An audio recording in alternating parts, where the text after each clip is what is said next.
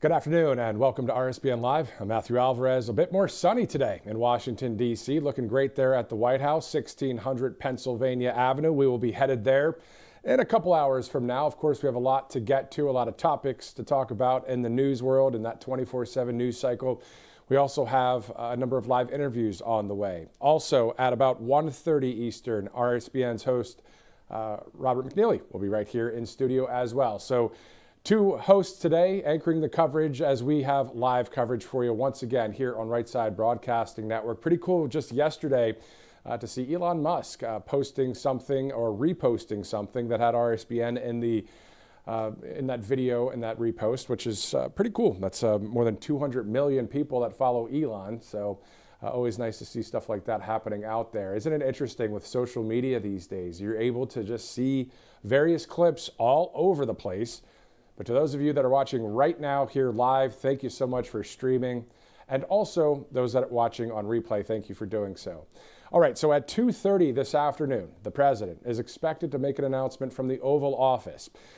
According to Fox Business, President Trump's announcement will unveil a reset of federal fuel standards that heightened under the Biden administration, which the White House said will save, quote unquote, $109 billion in total for American families, end quote.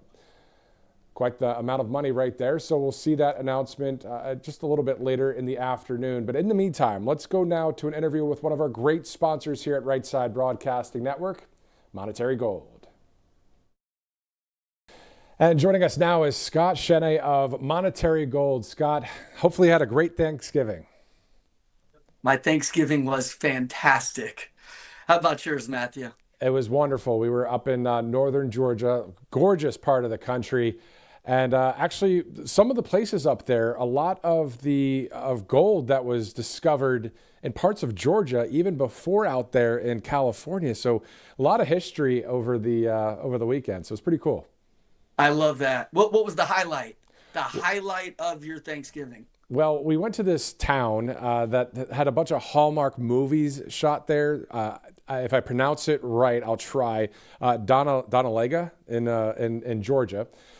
Gorgeous spot there with the family. I've got a 1-year-old. She's all walking around. You know, it was great, man. Awesome. It was great. So it was a wonderful time. So hopefully you enjoyed yours as well. And what I did learn there is that the troy ounce of gold right now, it's more than $4,000 per troy ounce. That's insane. It's insane. It's going up. And yeah, thank you sounds like a blast. Sounds like you had a good time in Georgia. Yeah. My family, we all got together and we had what's called a turducken. Have you heard of a turducken? I've heard of this. But that's something back in the day with John Madden, isn't it? That's it. I was just gonna remind you of that right there. So John Madden would have that during his, Thanksgiving Turkey Bowl football games. But what it is, it's a duck, okay, stuffed into a chicken, stuffed into a turkey, and so you got a full flavor turkey, chicken, duck, all mixed in one. I'm showing everyone pictures at the office here. They're like, "Man, did you cook that?" I said, "I didn't cook it, but I ate it." Okay, I'm a part of it. That's awesome. So we had a great time, and it's just so good slowing down, getting together with family, honoring our Savior Jesus. So it's always a plus. Yeah. But back to what you said, 4,000, over 4,000 an ounce and climbing. By the way, gold right now just hit $4,238. Silver, believe it or not, I know that I talked about it over and over and over again on your show. Silver is almost at $60 per ounce. And I made this joke with you. When's a good time to buy gold or silver or precious metals? Yesterday. It's the same story. And it's not any different. So things they're trending in the right direction when it does come to precious metals. And so I think saying it's a really good time to buy is actually a severe understatement, isn't it? It is. It's a severe understatement, but more so, we told you, and we talked about this on your show last week, we are putting a lot of our customers into silver right now. And we are seeing silver move. We believe it's just the start Roughly 50% of silver demands comes from industrial uses, including solar panels, electronics, batteries, and medical equipment. So this really gives you an idea of any movement up in silver is a major percentage here. And let me just kind of pull up the numbers right now because they're changing rapidly. Silver in the last 30 days, it's gone up 17%, Wow. over 17%. Silver in the last 6 months, 64%. And it's a safe haven asset. I can't really emphasize this enough. It's something that is going to hedge you from the dollar in crisis, and yet it's a huge asset to protect, but to see growth. And there's a lot of drivers in silver to where we could offer a different variety of different coins, bars, rounds, really what best suits your listeners. So That's awesome to hear about. And then also, we know that in the next week or so, December 9th and 10th, that the Fed may cut the rate as well. That would make it more attractive to purchase too, wouldn't it? it would. So it makes it more attractive to purchase. But what we're looking at when that happens, it's basically, again, it goes back to weaker US dollar often shoots over to higher metal prices. Okay. So as the rates get cut or reduced, silver, we're bullish on both metals. Both gold and silver is bullish. And when the rates are cut, we as a company look at that, and typically, historically, we see gold and silver going up. Now, we don't have a crystal ball here, but we are seeing gold and silver trend in this direction, and it really has been a positive thing to hedge against the dollar. And we recommend our customers obviously hold gold and silver. Just last year, silver, it's gone up 86%. Gold right now in the last year has gone up 60%. That's amazing. So again, it's something that we're looking at the US dollar, we're looking at the money printing right now, and we're looking at our debt. How are we, a question for you, how do you think we pay off that debt? Exactly. I mean, some say it's through, the tariffs. Some say through taxes, but you got me. I'm not the economist. Right, right. So $38 trillion. So we're going to come on your show again and again and really preach the same message that people are buying gold and silver as a safe haven asset, but they are buying it for an investment purpose as well. And people are pretty happy with their investment when it comes to gold and silver that have purchased from us in the past. Yeah, I Matthew. mean, we know that gold and silver has always held its value, but still to see that number of that per troy ounce, more than $4,000 for gold, nearing 60. I believe at last check was about $58, pushing to Yep. 60. So now all people have to do is just go to rsbnforthegold.com. But also that number, 888-617-7994.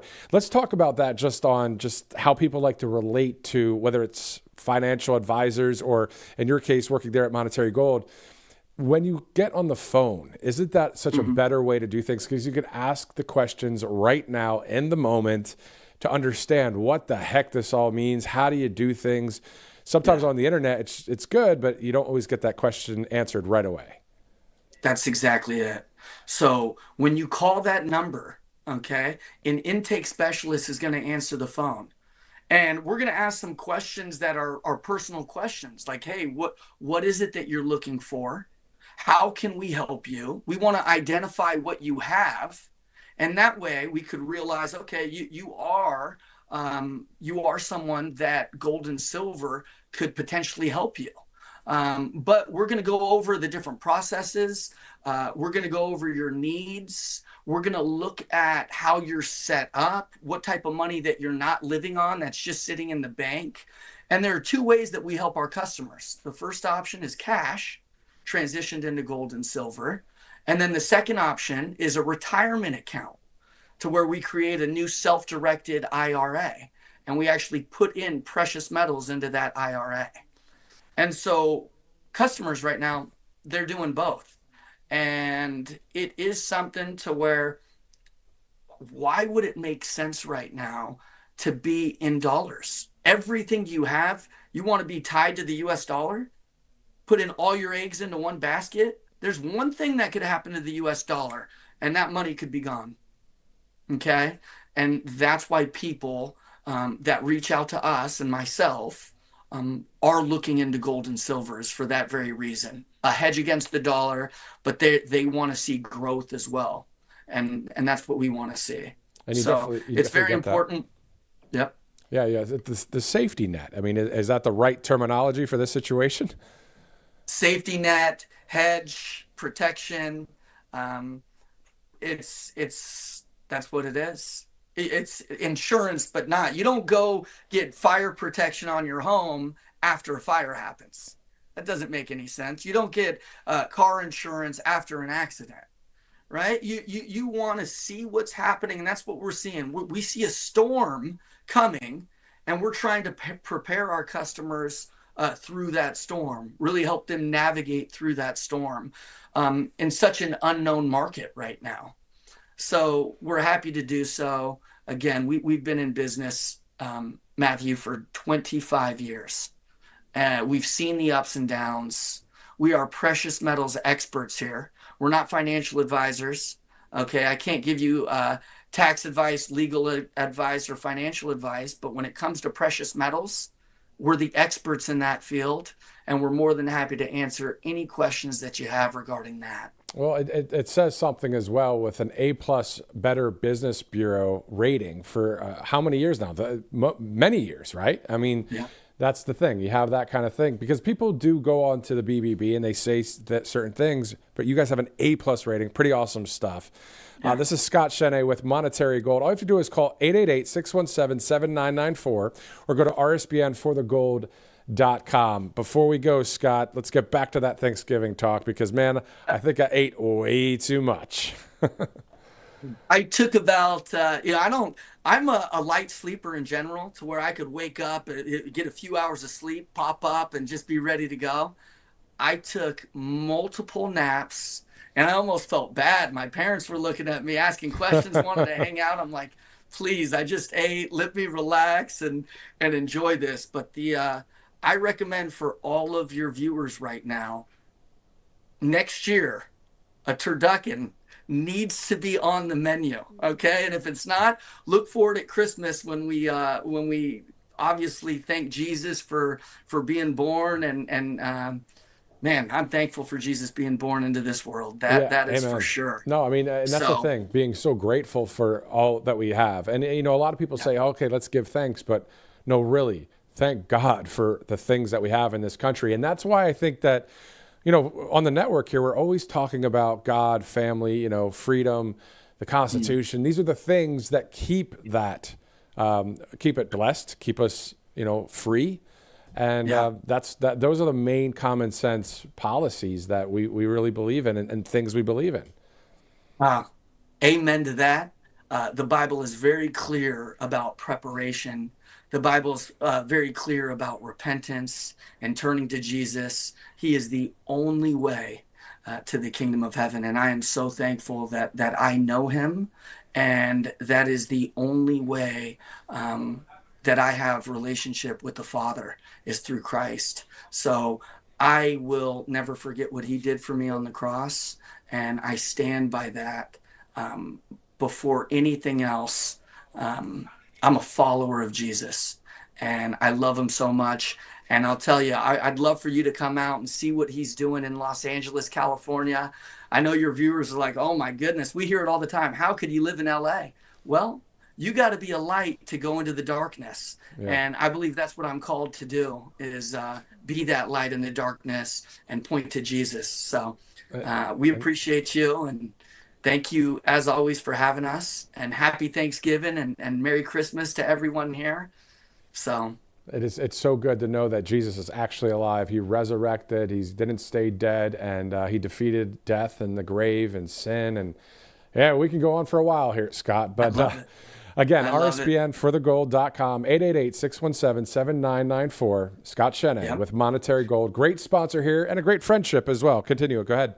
I feel the same way, and you call that number now. And again, we're gonna wipe those lifetime when it comes to those fees for the IRA process. We will wipe those fees. So please give us a call now.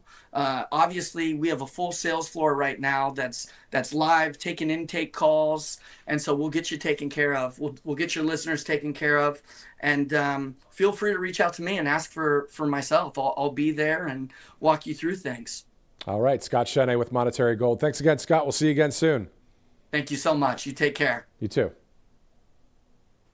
Always great to speak to some of the people that work at the various sponsors that we have here at the network. Before we get to our few sponsors that we'll be talking about today, good afternoon once again, and welcome to RSBN Live. I'm Matthew Alvarez. At 2:30, the president is expected to make an announcement from the Oval Office. And according to Fox Business, President Trump's announcement will unveil a reset of federal fuel standards that heightened under the Biden administration, which the White House said will save $100 billion in total for the American families.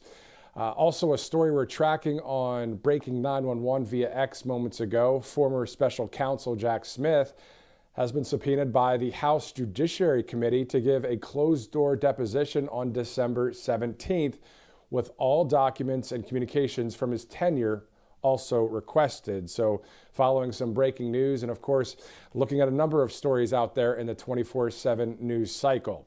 All right, let's go to a few sponsors before we bring in some of our live guests here as we get ready to see the president a bit later in the broadcast. And, of course, Robert McNeely will join us as well at about 1:30 right here in Studio B. You see right there, All Family Pharmacy, one of our great sponsors. And, you know, here at RSBN, we always try to point you toward companies that actually support your freedom and give you real choices. And that's exactly why we trust All Family Pharmacy. So they're not your traditional pharmacy pushing flu shots. All Family Pharmacy is different. They give you options, encourage you to take charge of your health, stay prepared, and have the right medications on hand before sickness hits. So, of course, during the holidays, that's important, right? The travel, the cold weather, the family gatherings. This is when everyone can get sick, so why wait until someone is miserable and you're scrambling for appointments or pharmacy lines? All Family Pharmacy has everything your family might need. So antivirals, antibiotics, ivermectin, hydroxychloroquine, mebendazole, even emergency kits and supplements. So all doctor reviewed and delivered fast to your door. So while you're out doing your holiday shopping, there's nothing wrong with adding a few essential medications, of course, your family might need. Stock up, stay prepared, and keep your family healthy this Christmas season. Visit allfamilypharmacy.com/RSBN and use that RSBN10 promo code for that 10% off. And as you just saw with Scott Shene, this is Monetary Gold. And every major financial disaster begins with a few simple facts that a lot of people ignore out there. Back in 2007, it was the good old overextended credit, reckless lending, and misplaced faith that, quote unquote, everything will hold. Then it didn't. Of course, banks failed, savings vanished, retirements were cut in half. And the lesson was painful and unforgettable. And some of those same indicators are happening today, but they're not theories, they're patterns. And patterns repeat when people refuse to act. So for more than 25 years, Monetary Gold has guided Americans through every economic storm with that A+ Better Business Bureau rating.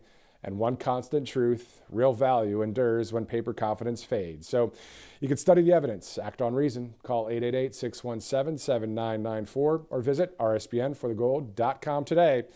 Great sponsor there at Right Side Broadcasting Network. One more quick sponsor here for you, angelpaste.com. Use that RSBN promo code, get you quite the discount on a number of products, including the flagship product that you see there. This is out of Spring, Texas. They hire military veterans, and also they've been a long-time sponsor here at Right Side Broadcasting Network. Kind of good timing to purchase some Christmas gifts, as it's December 3rd, Wednesday, December 3rd, 12:49 Eastern Time. Thanks again for joining us and live streaming in, as we'll see this announcement a bit later in this broadcast. Let's get back to a couple of other points that we have here, and then we'll bring in our live guest. A common sense thought of the day. I posted this on X, posted this on Truth Social. We the people love God, family, country, freedom, common sense, truth, justice, and the American way. Common sense thought of the day. All right. Nick Fondacaro, he works with the Media Research Center. He's been on the broadcast before. Thanks so much, Nick, for joining us. Hope you had a happy Thanksgiving, and welcome back. Thanks for having me on, Matt. Had a great Thanksgiving. I hope yours was great too. Yeah, it was definitely awesome. It was up in northern Georgia. If you've ever been, it's a great part of the country. It was my first time there with the family, and nothing but great reviews for that part of the country there. So let's talk about some of the things that you've been working on there at the Media Research Center. I understand there's some polls out there that you guys have been conducting and other interesting things about the liberal media bias as well. Yeah, we did a poll with the McLaughlin Group to basically just go and look at how has the media's coverage of the Charlie Kirk assassination sort of been received by the public. And we've gotten some really startling numbers here. Basically, 24%, less than a quarter of the likely voters were able to correctly say that the shooter was left wing, and basically 27.5%, like a plurality, the largest percentage, said they didn't know what his ideology was, and only 22% could say and only 22% could say that he was left wing. And that shows you that the leftist media, the elitist media, were successful in muddying the waters about what it is that we know of the shooter. And basically they played dumb long enough to sort of have that trickle down into the general population of voters, and instead of talking about the shooter and his ideology, they clung to the Jimmy Kimmel suspension and basically said that this was more worthy of all this airtime and the ink spilled to sort of hyperventilate about it with lies like from Jake Tapper claiming that this was government interference, government censorship, when it wasn't. It was a business decision by local ABC affiliates. And now the public just doesn't know what some of the facts are of this shooter. And it shows you the influence that especially bias by omission has with the public. When you don't talk about something, the public just doesn't know about it. Speaking of Jimmy Kimmel, his ratings probably are in the tank, along with good old Seth Meyers and all the rest of them out there. You know, we miss those great hosts and personalities, at least I do, Regis Philbin or Johnny Carson. I mean, others that were just based in just natural talent. And it just seems like there's no natural talent with these late night talk show hosts. But in the meantime, your point in general, from that 30,000 foot view is great because, yeah, the left media, the bias there, we've seen it time and time again with a number of stories out there. And I know you guys are one of the top that are looking at all sorts of biases that are happening. But now it's great to have conservative media in its place. And a lot of people are shifting over to conservative media at this point. So it's great to see that. Let's talk about today. We know that the president will be speaking about, according to Fox Business, an announcement that will unveil a reset of federal fuel standards that heightened under the Biden administration. The White House is saying that they're going to save $109 billion for American families. Isn't it interesting? The difference between the Biden administration and the wins that we do see in the Trump administration. Yes, there are a number of other things that we want to see in the Trump administration. We've been talking about that for weeks here, but still, much rather have Donald Trump than Kamala Harris or Biden any day of the week. Yeah, and there are a lot of things still yet to come. We got a lot of time still left in this administration, and it's going to come down to what I was saying earlier, is like, what will the American people know in time for the midterms, in time for the next presidential election, especially like what is the media going to say about Republican victories, which we know that they're not going to cover, at least not in the same way that they were like sort of fluffing things up during the Biden administration. You're going to see continued this whole thing about like war crimes and all of this stuff with what's going on in Venezuela, this sort of shifting around and sort of obfuscating what's actually going on with the illegal immigration story and getting people out of the country who have been committing crimes. It's all of the stuff that they want to have as a distraction and portray it. They pick the stories that they can portray in this most negative light as possible to distract from these victories and these good things that are happening that the Trump administration is trying to get done. Let's talk about a story that we just saw on Breaking 911 via X. Former special counsel Jack Smith has been subpoenaed by the House Judiciary Committee to give a closed-door deposition on December 17th with all documents and communications from his tenure also requested. I mean, a lot of people out there on the right side of history are saying, where are the prosecutions when it comes to people that have broken the law? I mean, they were quick to go after Peter Navarro back in the day and Steve Bannon and others. We just don't see much of that happening on that side when it comes to Democrats facing the law. It might need to come down to how it is that the former special counsel will react to some of these documents. And of course, we know that the media's narrative that they're going to say with this hearing is going to be, this is part of the Republican vengeance campaign and stuff like this. But they want to talk to him for legitimate reasons. They want to know, like, why did you do this? Why did you do that? Why did you not want to say certain things or go after Biden in a certain way when there's some things that you're going after with Trump? So there's going to be a way that the media covers this and how they're trying to frame Republicans trying to hold these parties accountable. Exactly. And so that's what we're saying here is, without evidence and receipts, obviously you don't have a case. But if there's evidence and receipts, let's just have the truth, justice, and the American way take part. And as we remember Tulsi Gabbard saying about the 2020 election, that the election was a subversion of the will of the people. She said that at a press conference with Karen Levitt a couple months ago. And that was involving Comey and a whole laundry list of people. So we'll see what happens with that. It's not something that we just brush aside, because we know that we want to keep our freedoms locked in forever here in this country. So as you know, any other things that you're working on, Nick, at the MRC coming up just this week, and any other ideas that you have that maybe you haven't even pitched yet to MRC that you feel passionately about? We're working on a bunch of stuff for the end of the year with some roundups, some studies that we've been working on. I personally, as our resident watcher of The View, I know, I torture myself.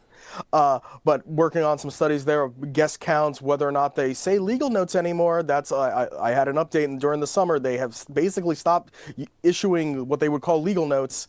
So yeah. We got a whole bunch of things coming down the pike for the end of the year. I think everybody should keep an eye out. We're continuing to cover defamation cases.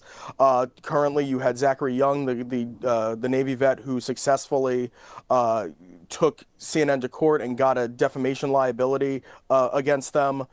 He's currently appealing a throwing out of his case against the Associated Press. He's asking for a new judge in that trial, or in that case as well, for it to proceed and go forward. So we're keeping our ears and nose to the grindstone here, trying to figure out which cases here are going to be able to go forward and hold the media to account for the lies that they tell.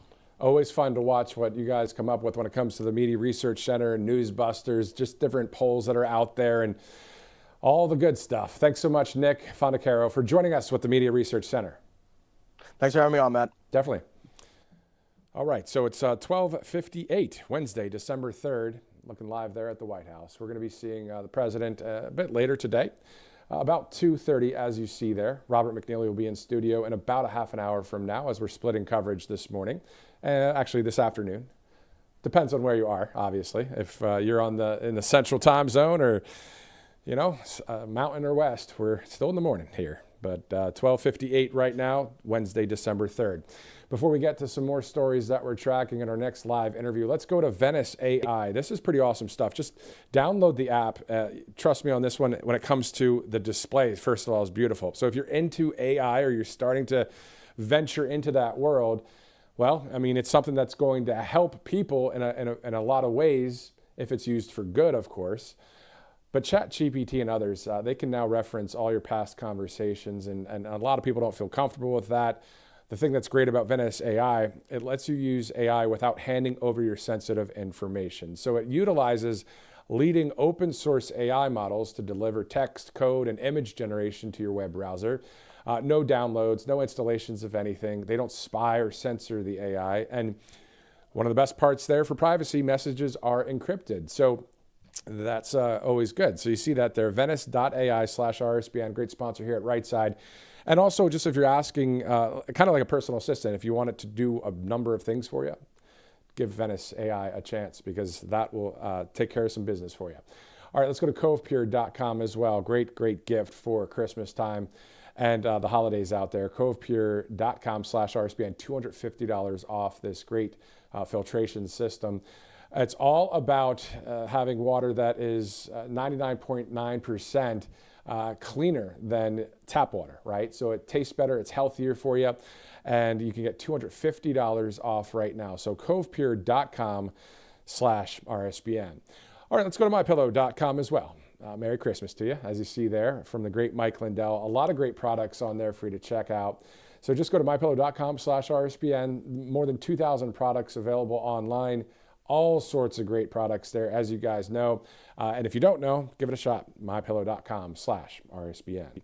All right, before we get to our next live interview, just a little bit of commentary. If you're just joining us, you know, a lot of times people want to sound so whatever. You know, they want to have this long-winded thing to say. But you know what? Common sense is really what it's all about. I think sometimes the simple things are what is the most profound sometimes. So the common sense thought of the day, once again, simple as this: we the people love God, family, country, freedom, common sense, truth, justice, and the American way. I mean, that is really what this is all about. And it's great to see a number of people in Washington and those that are running for Senate seats, like Jared Hudson out of Alabama, the former Navy SEAL running for U.S. Senate in Alabama, agrees with that statement. We just interviewed him yesterday. I mean, we're looking for those people, right? That we want people on the right side of history running for office. And we already have a number of them in D.C. We know there's quite the swamp there. There's a lot to be taken care of when it comes to truth, justice, and the American way. So we're just going to monitor, track, watch different stories that are happening out there. Of course, we can dive into various stories as well. But of course, the main aspect of what we do at Right Side currently is we cover, of course, the live events that happen from day to day. And there are plenty of them. If there's a news broadcast where we can have a little bit more time to dive into some stories, well, we can do that as well.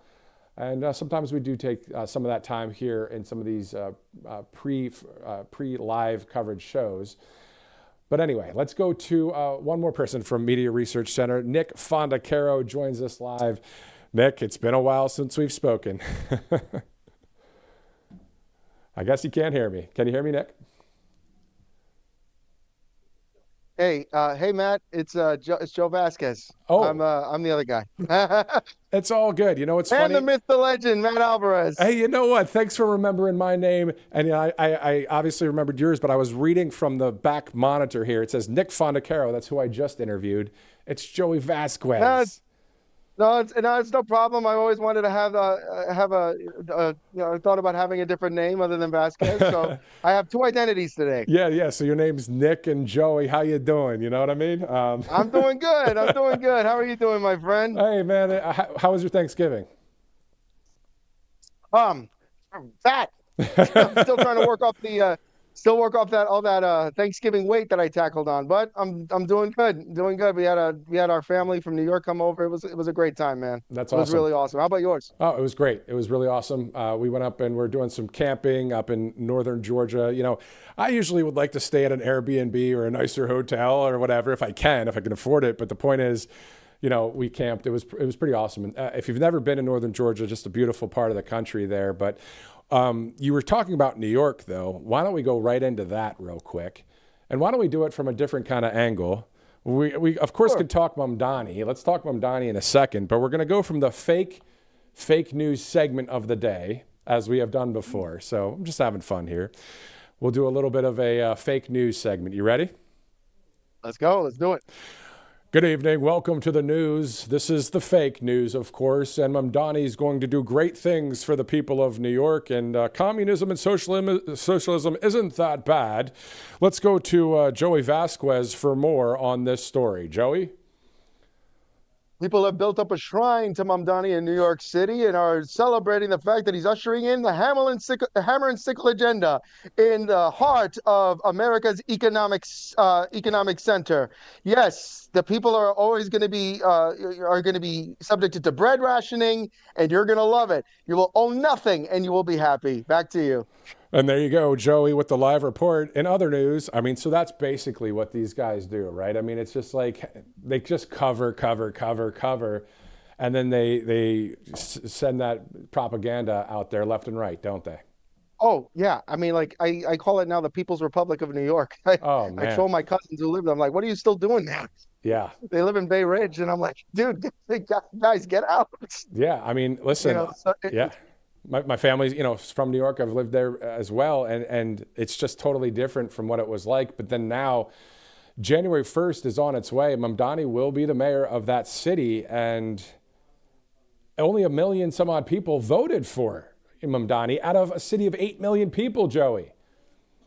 exactly, and it's funny. Like I heard some scuttlebutt that a lot of the voters weren't originally native New Yorkers. They were transplanted over there and voted for this guy. I mean, so it's like this cross pollination between California and New York. They like trade liberals every every once in a while to make sure that their lefty candidate of choice is always the one that's leading the economy there. I mean, think of the irony. The economic center of America, the economic center arguably of the world, Wall Street, New York Stock Exchange, all of that happening in the state, and we happen to elect communist. I mean, make that one make sense to me. I mean, but it's that same pie in the sky thing that we've heard for hundreds of years, starting from Karl Marx and Friedrich Engels, going on from that the same promise, oh, free everything, and everyone's going to own everything. You won't have to worry about you won't have to worry about free that. You'll be worrying about free this, free that, free this, free that. And I'm like, yeah, let's ask the Venezuelans how that's going. Let's ask the Cubans how that one's going. I mean, let's ask the people who separated from the Soviet bloc, the countries that separated from the Soviet bloc. Let's ask them how that went. But I mean, of course, old habits die hard. I guess. I guess the New York lefties are content with just turning their city into a hammer and sickle state.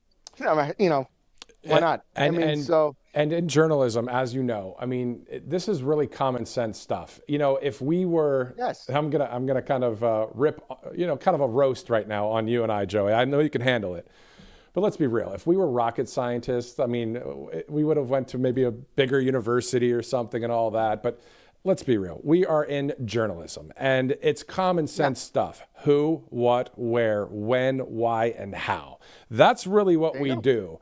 And the why of why communism is trying to sneak in is the interesting thing I want to talk about, because it's all about the free stuff, as you said. But why are they giving the free stuff? What's attached to the dependency is that emotional attachment, mental attachment, and then before you know it, the controlling of the mind, and then controlling of all the things that are all on the wrong side of history. That's the why. Am I right or am I wrong?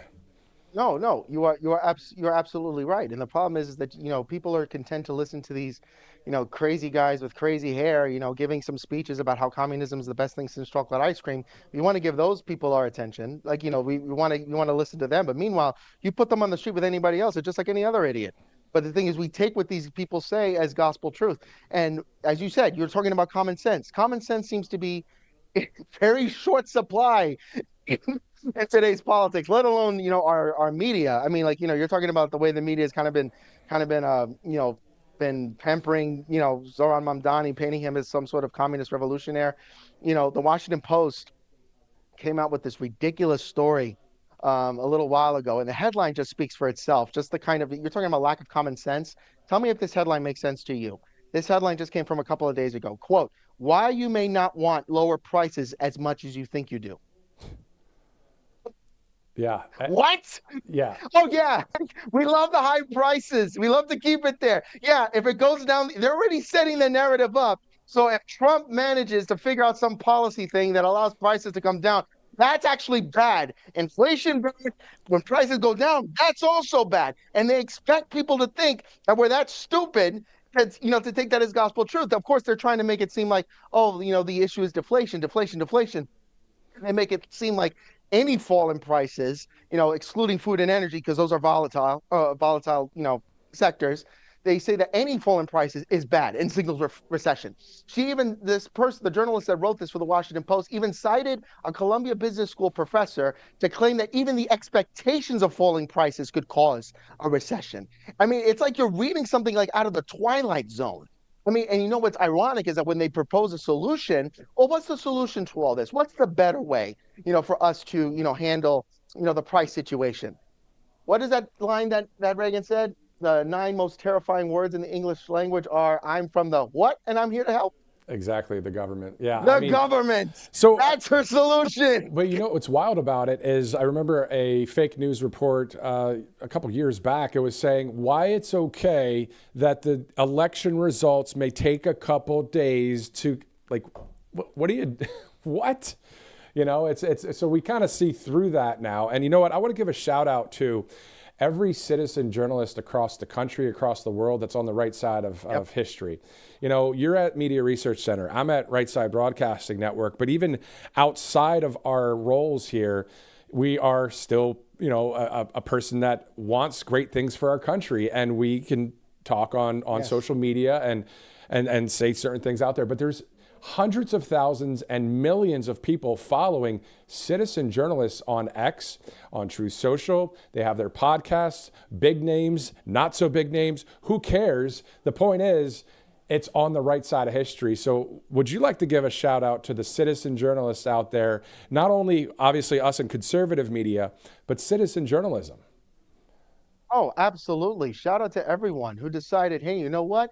We're not going to live under the rubric of this ministry of truth any longer. This massive media conglomerate, you know, NBC, CBS, ABC, all of these left-wing echo chambers. We're tired of getting our news from these sources. So guess what? We're going to do our own research and investigation.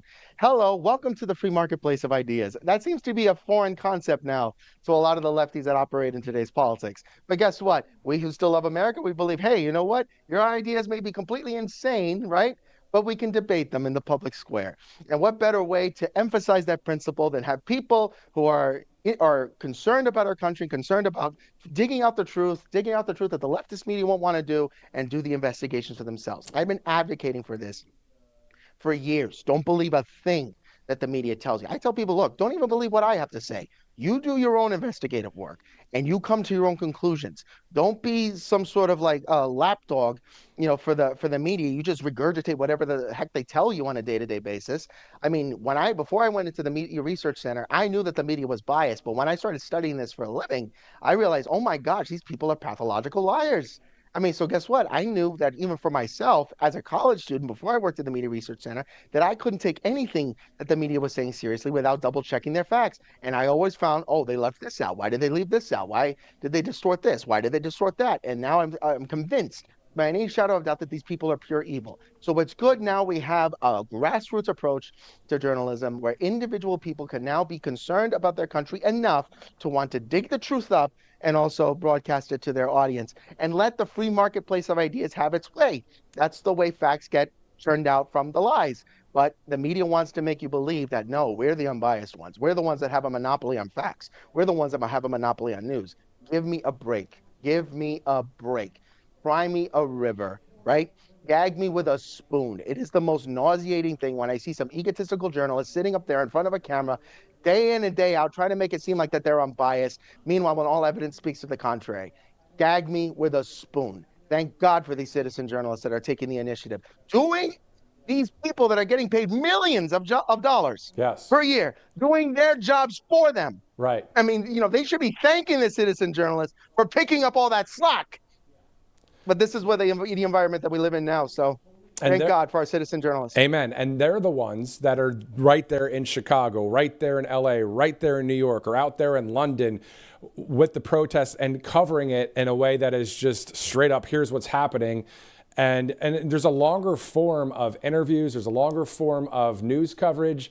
And on top of that, within conservative media, I will gladly say I'm biased, but I'm biased to truth. I'm biased to truth. And if it's true that it's good to have law and order or a border closed, go, get it done, right? You see what I'm saying? And to be active in the court of public opinion, our voice, your voice, and the citizens of this country, your voices matter. Great common sense words as well from conservative analyst Robert Barnes that I saw the other day. But yeah, I mean, this is more of a pep rally right now, I think, Joey, to encourage people. Go ahead and speak up to your friends, family. Go ahead and post something, but don't be afraid to post. Now, obviously, we're not talking about inciting violence or anything like that, but you have freedom of speech to say really what you want. That is freedom of speech. Exactly. And, you know, when I when I tell people the moment that we lose the freedom of speech is the moment that we lose our free society. I mean, all other rights then don't matter if we lose our ability to speak our minds freely. And that's why it was enshrined in the Constitution to begin with. Why members of the Continental Congress, decided that they wanted, a Bill of Rights codifying, of some of these inalienable rights, things that go far beyond government, including our ability to speak freely, to be able to discuss, to be able to have opinions. This is how the Constitution was made. It was made from fierce debate, right? That's the way it happens when legislation and policy, we used to enshrine, public debate. That was the way it worked. And it's funny, you mentioned closed borders and these other things that make common sense. A lot of these Democrats, vis-a-vis even Chuck Schumer, were in support of those things years ago, and then they flipped like political chameleons, and now they're talking out of both sides of their mouth, making it seem like, oh no, Trump is a racist because he's doing X, Y, and Z with immigrants. It's complete nonsense. It's just a political game. But that's why we have citizen journalists and people that are finally saying enough is enough. We're going to find out the truth for ourselves. And I advocate for people to do that. Don't even take my word for it. Investigate what I say. Investigate what we're saying and see for yourself what is truth from what is fiction. That's what makes America great, is people's involvement in understanding what is true from what is false. If you're just joining us now, this is Joey Vasquez with Media Research Center. I'm Matthew Alvarez at Right Side Broadcasting Network. And to your point, Joey, you think about Right Side, the beginning and the genesis was 2015, and it was simply doing something that the fake news wasn't doing. It was showing the Trump rallies in its entirety, not cutting the speech off, and also hearing from we the people prior to the event. And let's be honest about it too. Yes, do we lean a certain way? Of course, conservatism or truth is a good thing. We want the common sense stuff. That's basically what I'm trying to say here. And so it's grown to this network now that we're able to go live all around the country, all around the world, have people like you join us, and it's something that we're connected with. We the people. We don't forget all of the great people that we interviewed outside of all of those rallies. And I think that is something that you won't see in the mainstream media. So all of that to say, we're on, all of us are, on a cutting edge or a new wave of new media. That's why it's called new media. It's a new time in journalism. This is not the days of the alphabet agencies, news networks out there.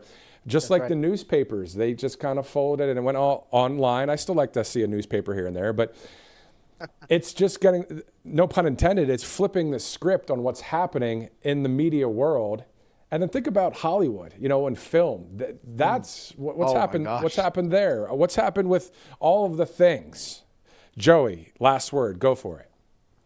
Well, it comes from, I think, forgetting who we are, as Americans. These people that are in Hollywood or people that are in the liberal media, they've adopted a dystopian vision of America's future. It's not the America that we know, the constitutional society that we love, the rights that we love and appreciate. They're looking for a dystopian new world order. That's what I firmly believe is that's why they distort the truth the way that they do. The reason why they continue to lie with impunity about either Zoran Mamdani's policies, making him out to be, it's rational when he's talking about city-owned grocery stores. I mean, come on. Really? But this is what the media does. So it's amazing that we're now seeing the American idea come back and fighting back, where, Alexis de Tocqueville talked about in Democracy America that the strength of American society resided in American citizens' ability to get involved in their communities, get involved in their churches, be aware of what's going on. That's one of their big strengths. And it seems that seems to be arising right now again. And thank God for that, because I don't want to live in a world where you have pathological liars in these ivory towers in the media dictating to us all the time what is true and what is false, and anything else is disinformation and hate speech and God knows what else. Shame on them. Thank God for our citizen journalists. Godspeed. Amen. Amen. And Joey, you were talking about disinformation. Thanks for using the word disinformation and not misinformation, because again, misinformation is basically a mistake in reporting and then you correct it. Disinformation is the information that is a lie and you report it anyway. And that's what's been going on a lot of times when it comes to the left-wing media. And we might as well close our segment out with a little bit more fake news fun. Let's see how it goes again. But basically, I mean, really what it's about is, I think about certain networks at, 6 o'clock evening news and 6:30, and everybody's got the polished look and the lights and everything looks, and here we are again. This is what's happening today. No, it's not. You're lying out of your what. You know what I mean? Like we kind of know it now, and I feel bad for how many millions may still watch some of the nightly news, but not only that, some of the cable news that's out there, or people that just are on the phones and checking out various, BS sites that are out there. I mean, we're just telling it like it is today because we have the right to do it. So I said last word, yes. Joey, but go for it again. Well, as I was saying, the left has completely shown themselves to be, the enemies of the American idea. And, so that's why, like when I was in school, and you mentioned Right Side Broadcasting Network when they came out in 2015, I was a student. And I remember watching RSBN when it first started out. And I was happy that you guys were doing this, because one of the things I saw was that, the media was doing everything they can to bury this guy, Trump, and his rallies and the support that he had. So it was good to have alternative forms of media that were diligent to actually provide the fuller context, the context that the leftist media leaves out. I do this day in and day out. I have to take migraine meds with me when I come into work because I have to deal with whatever stupidity comes out of somebody's mouth in the media. It's mind-boggling, the stuff that I see on a day-to-day basis. But the amazing thing is that, the Media Research Center was founded in 1987. We've been fighting liberal media bias for decades now. And now we're not only seeing us fighting it, we're seeing the American people fight it now. And that's what I love to see. This is like a call to action, because what we're in right now, and I want your viewers to understand this, we are in an information war. That is the biggest war that is going on right now. Information is power. And the American people have decided, okay, we're going to enter into this battlefield and we're going to discover the truth for ourselves. And that's why I love America. I love the American people. And I say to them all, defend your country, defend them from these media conglomerates that want to do nothing but to see America be transformed into a pretty much a communist light state, right? Where the government is in control of everything and there is a ministry of truth dictating to the masses. Never in this country, I pray. In Jesus' name, Joey Vasquez, thank you, sir. Media Research Center. Another mic drop from you, Joey. Thanks so much for joining us. Thanks, Matt. You take care. Thanks, ma'am. You too. Awesome stuff. You just, again, tell it like it is. I think that's what people are hungry for. I know I would want someone to talk kind of this way in a way, because you always watch these other networks out there and they're just playing TV a lot of times. We're not playing TV here. We're really talking about the issues at hand, or the things that are happening in our country and the things that MAGA wants, right? Or the people that are on the right side of history, or however you identify when it comes to your political ideology, when it comes to being on the right side of history. How about the Tea Party movement and all the great stuff that's happened over the years? It's the freedom, liberty movement versus the tyrannical junk that's on the left. I mean, that's really how it is. And I just remember watching RSBN coverage back in the day, even the 2020 election coverage, even all the ballots and all the stuff after that was happening. And we know what happened in 2020, but RSBN's been there every step of the way. And a shout out to President Trump for calling out the fake news, for Rush Limbaugh, the great late Rush Limbaugh, for calling him the lamestream media. A shout out to Alex Jones for calling it an information war.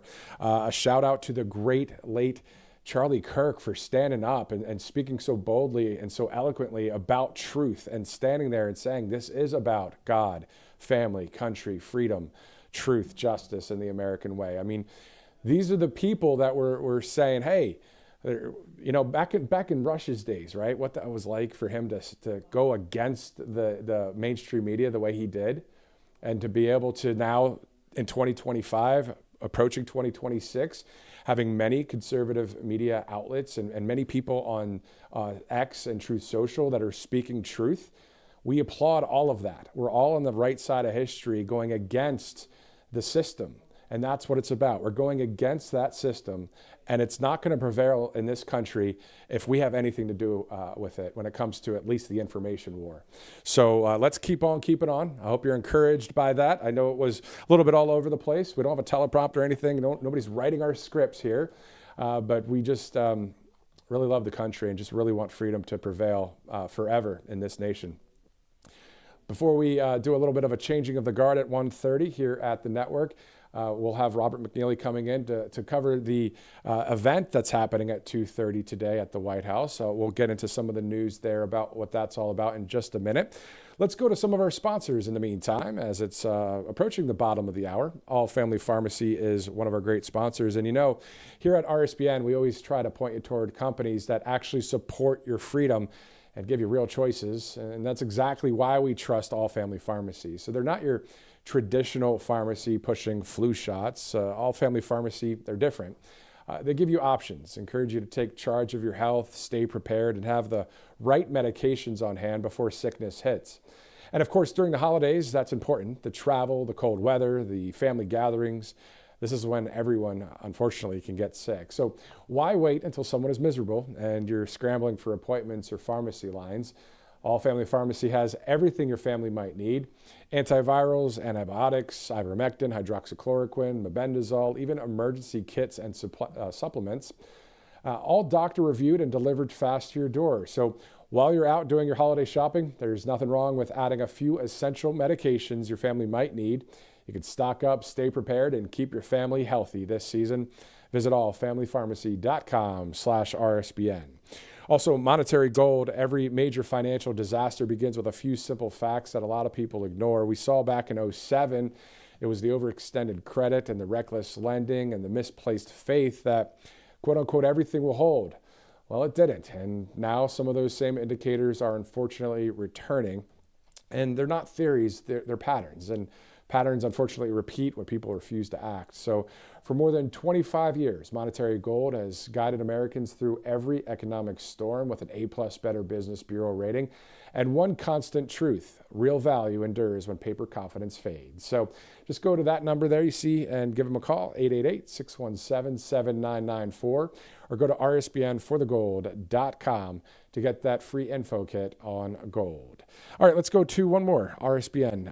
If you'd like to donate to us, all you got to do is text RSBN to 801-801, or go to RSBN for the gold, actually, rsbn.com/donate, or go and text RSBN to 801-801. All right.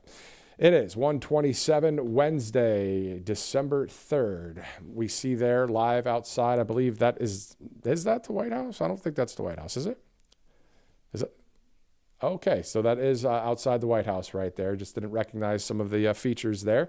But we will be going there live a little bit later in the broadcast. Again, at 2:30, the president is expected to make an announcement from the Oval Office. According to Fox Business, President Trump's announcement will unveil a reset of federal fuel standards that heightened under the Biden administration, which the White House said will save $109 billion in total for American families.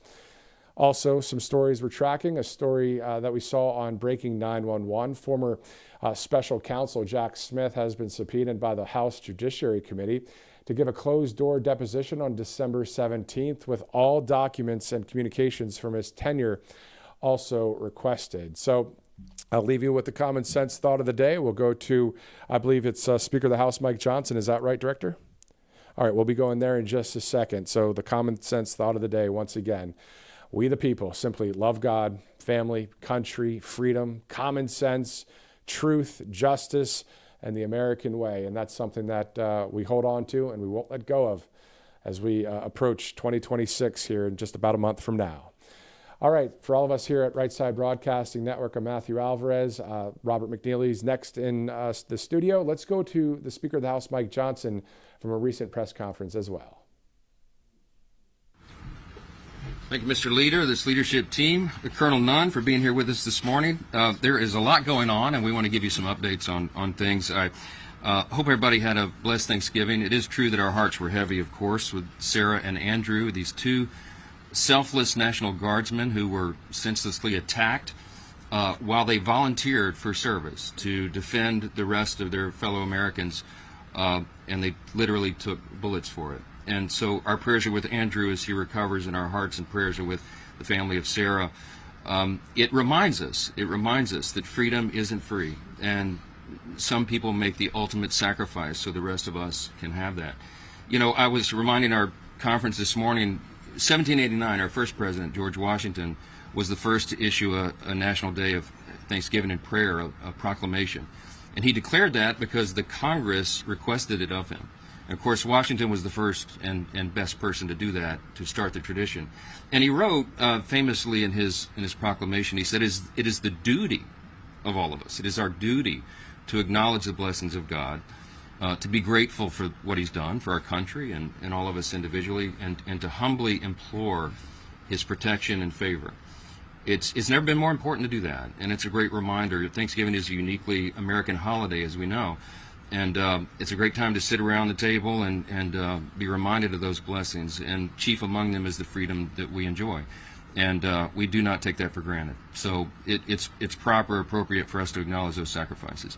Now, there's a lot going on across the country. There's a special election in Tennessee today, you may have heard, Tennessee's 7th District. I spent all day there yesterday. I think it was 10 hours and 12 events, I think. I was with Matt Van Epps, our Republican extraordinary candidate for the seat there that is open and will be filled today in the election. He's running against someone who truly is, by any objective measure, a real radical. She famously said that she hates Nashville, which is the largest city in the district, which is kind of an interesting campaign strategy, and hates country music. You know, it's Tennessee. So Matt Van Epps is an extraordinary candidate by contrast. He is a lieutenant colonel in the Tennessee Army National Guard. He's a combat veteran. He flew combat missions, deployed 8 times over to the Middle East, and dodged missiles and bullets for his country. He worked in Tennessee state government and is a highly capable, competent, calm, common sense conservative. He's exactly what that district needs. We're excited for him, devoted husband and father, America First patriot. So hey, if you're in Tennessee's 7th District, Nashville, and 14 counties, go vote today. It matters. Special elections are strange animals, and anything can happen. And when you're in a deep red district, sometimes people assume that the Republican, the conservative, will win, and you cannot assume that because anything can happen. So we encourage everybody to go out there and make that happen. The people are fired up. I was there and really enjoyed the energy there. We're going to see that across the country next week as we go into this very important midterm election next year. I mean, in all the weeks ahead. And as we go into that election, remembering again how important all of this is. And as we put some posters up here to remind you and remind all of ourselves what an extraordinary run we've had in the 119th Congress. Now, in spite of the fact that we had razor-thin majority, I mean, it many times, as you know, 1 or 2 vote margin, we still have had one of the most consequential Congresses in the great history of this extraordinary nation. And you know, if you look at what has been accomplished for the first 10 months of this term, this year, the 119th Congress, this new administration, you could stack that up against any Congress in history. I think it's probably in the top 5 in terms of marquee landmark achievements. And, you know, part of our, both a blessing and a curse is we did so much of it in the One Big Beautiful Bill, the Working Families Tax Cut. There's so much to talk about. It's as if it just got brushed aside. But the component pieces of that is some of the most nation-shaping, productive, pro-growth policies that have ever occurred to help all Americans. And we look forward to all the provisions of that bill being implemented beginning really in earnest in the first part of the year. And so the first quarter, second quarter will be a very different scenario. But we're excited to go through that. We can't fix everything overnight. And the Biden-Harris administration, as we said so many times, in 4 years really destroyed almost every metric of public policy. Don't go flip a switch to do that. It takes some time. And we've been working earnestly and around the clock to do that, to work on solutions, to solve all those problems, and to make government more efficient and effective and responsive. Republicans have been delivering and working to bring down costs for American families, to fix the Democrats' broken health care system, and to rid our streets of violent criminals and dangerous illegal aliens. All this has been our goal since January, and we've been delivering. And as the year comes to an end, we started to reflect upon what we've done in that first 10 months and ultimately the first 12 months, and it's really something. The Working Families Tax Cut, let me just tell you some of the components of that, because people seem to have forgotten. It was a permanent extension of the 2017 tax cuts, which is collectively it's the biggest tax cut in U.S. history.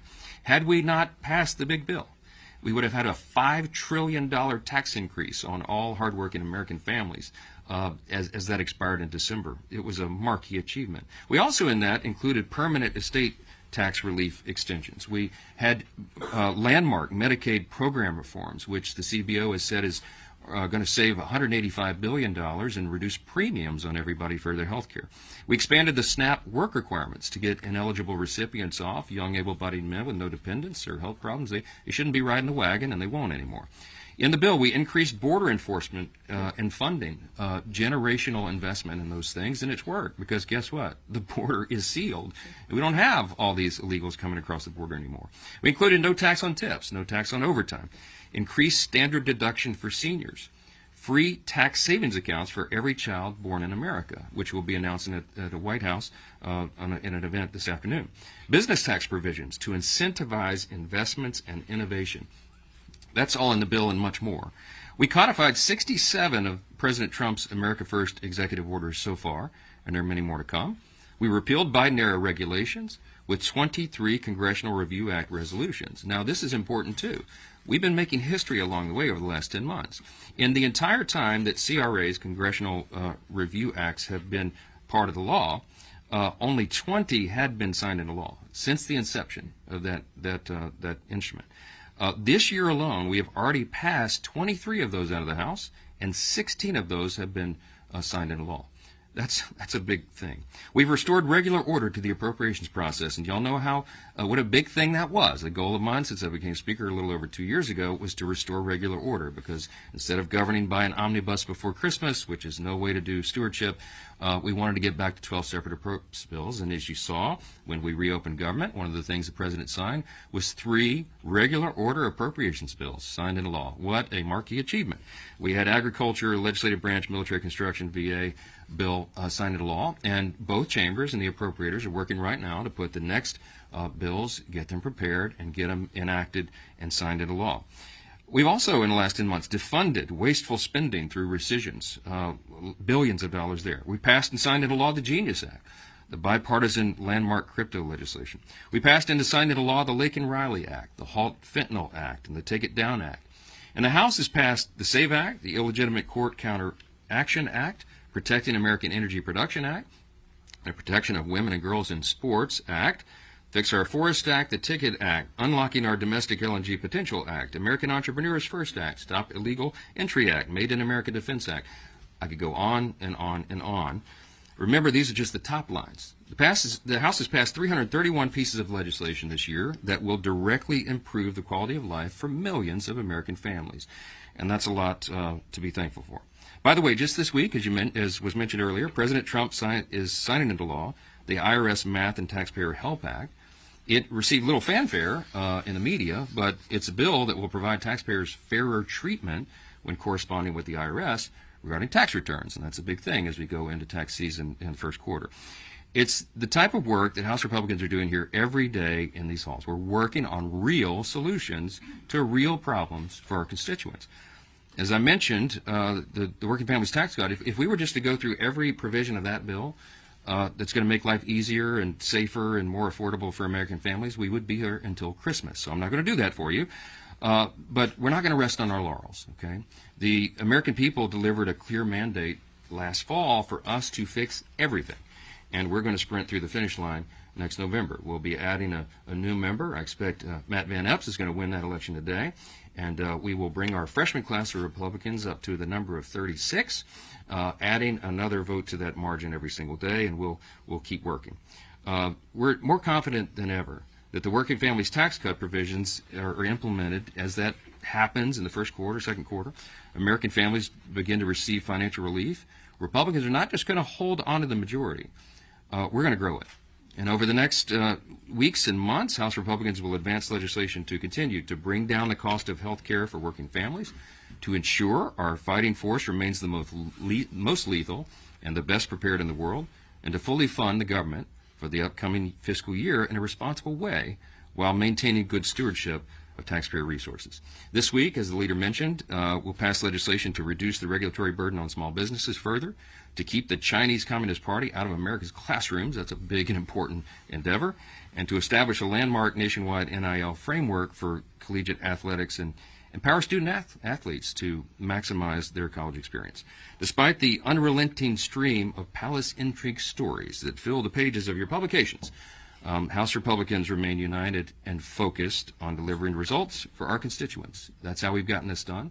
That's how we'll continue to do it. And that will be happening in earnest in the weeks and months to come. So we'll take a few questions if you have them. Okay, you're so eager. I got to get it. We have a relationship at this point. First off, happy Thanksgiving as well. But quick question: what are your thoughts about and not related to the Minnesota welfare scandal, but specifically, what are your thoughts about President Trump calling Governor Walz retarded? Well, look, that's not the word that I would choose. I think his reaction was probably a spontaneous one to the enormous amount of fraud that was announced there. We're thinking it may be, could be $2 billion. Congressman Emmer, of course, represents that state, and it is an outrage. And we're told that this was funding terrorist organizations in Somalia. And so it's a lot to look into. I mean, all of us, when we heard the news, we reacted in different ways. And you know, that's not the word I would choose. But I think everybody understands how absurd and crazy that is, and how Congress has an immediate obligation to look into it, and the administration is as well. And we're going to get down to the bottom of that. Governor Walz appears to have a lot to answer for. So it was a really stupid thing. Thank you so much, Mr. Speaker. You talked a lot about your accomplishments, and one you didn't mention is the SAVE Act, which the House has passed twice. It's still awaiting action in the Senate for some reason.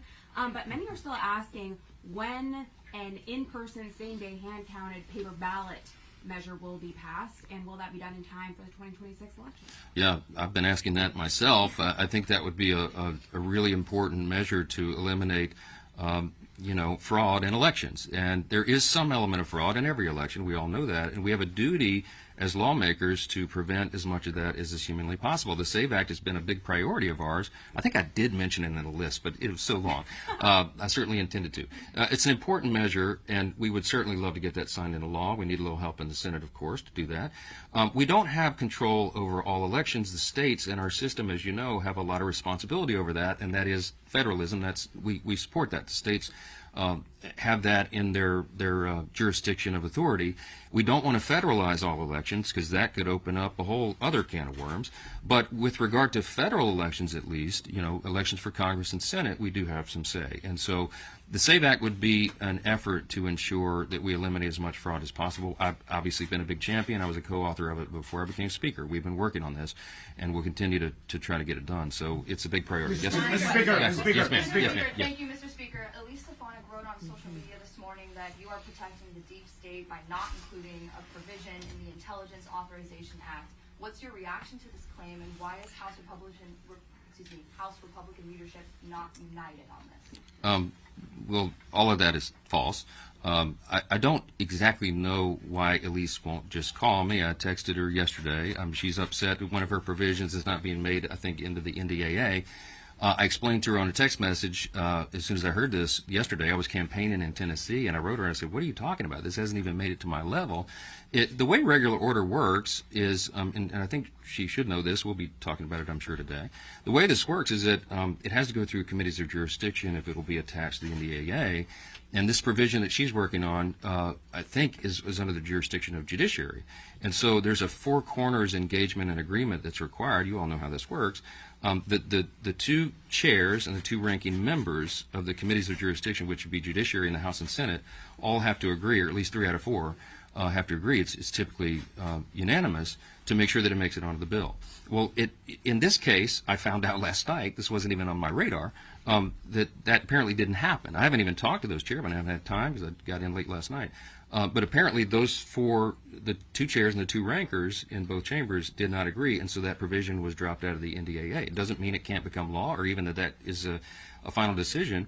But I sent my friend Elise a text last night, and I said, can you find out what the issue was, and I'll help you resolve it. I support her provision. I mean, I would vote for it. I think it's smart. And I'm not sure exactly why it wasn't included. So I don't know why she's frustrated with me. I literally had nothing to do with it, but I'm happy to roll up my sleeves and help her. I want everybody to be successful, and we're going to try to make the bill as best it can be. On the Caribbean boat strikes, the administration has acknowledged that there was a second strike in that attack in September, but they have not said if there were any defenseless survivors. Should they release the video to Congress, the unedited video to Congress and to the American public? And two, if the defenseless survivors were killed, would that constitute a violation of the laws of war? I'm not going to prejudge any of that. As you know, both of the Armed Services Committee and the Senate and the House will be having hearings on this to review, and that's their role. I have been listening. Again, I was pretty busy yesterday. Didn't follow a lot of the news, but I caught up a little bit early this morning.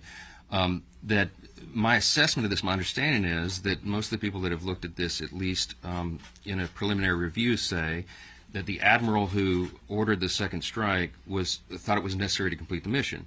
He's a highly decorated, highly respected admiral in the Navy, and he made that call.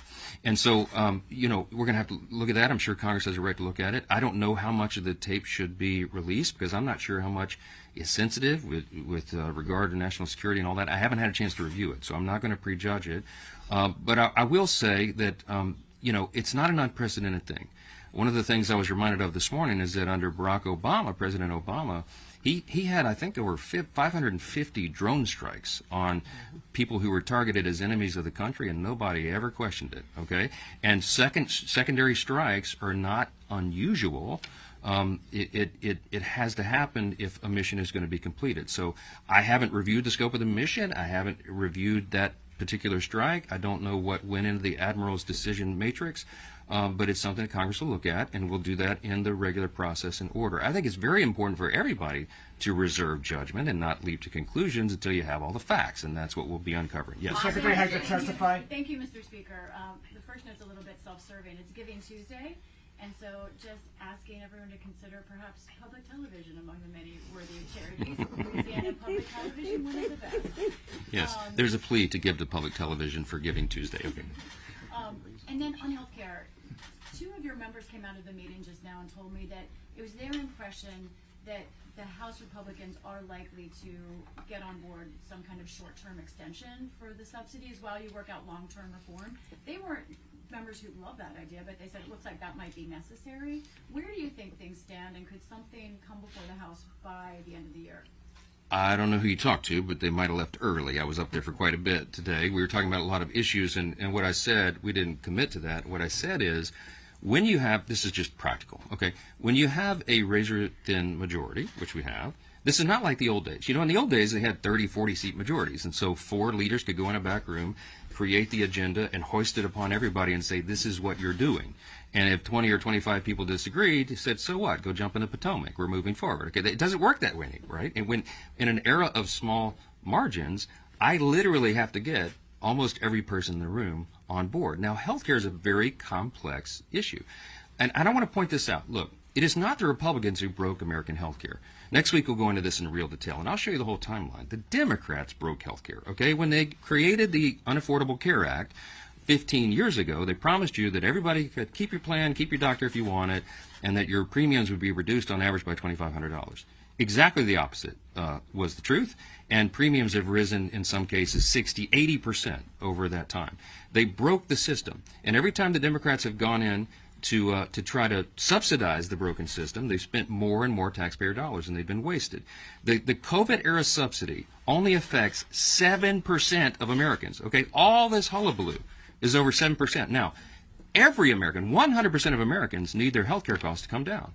Republicans have ideas to do that. Now, what I've got to do is build consensus deliberately around the best ideas, and we've been working on that. The majority leader has been quarterbacking this effort with the chairman of the committees of jurisdiction, with the Docs Caucus, and with individual members who this is their passion, and they really spend a lot of time thinking and working on it.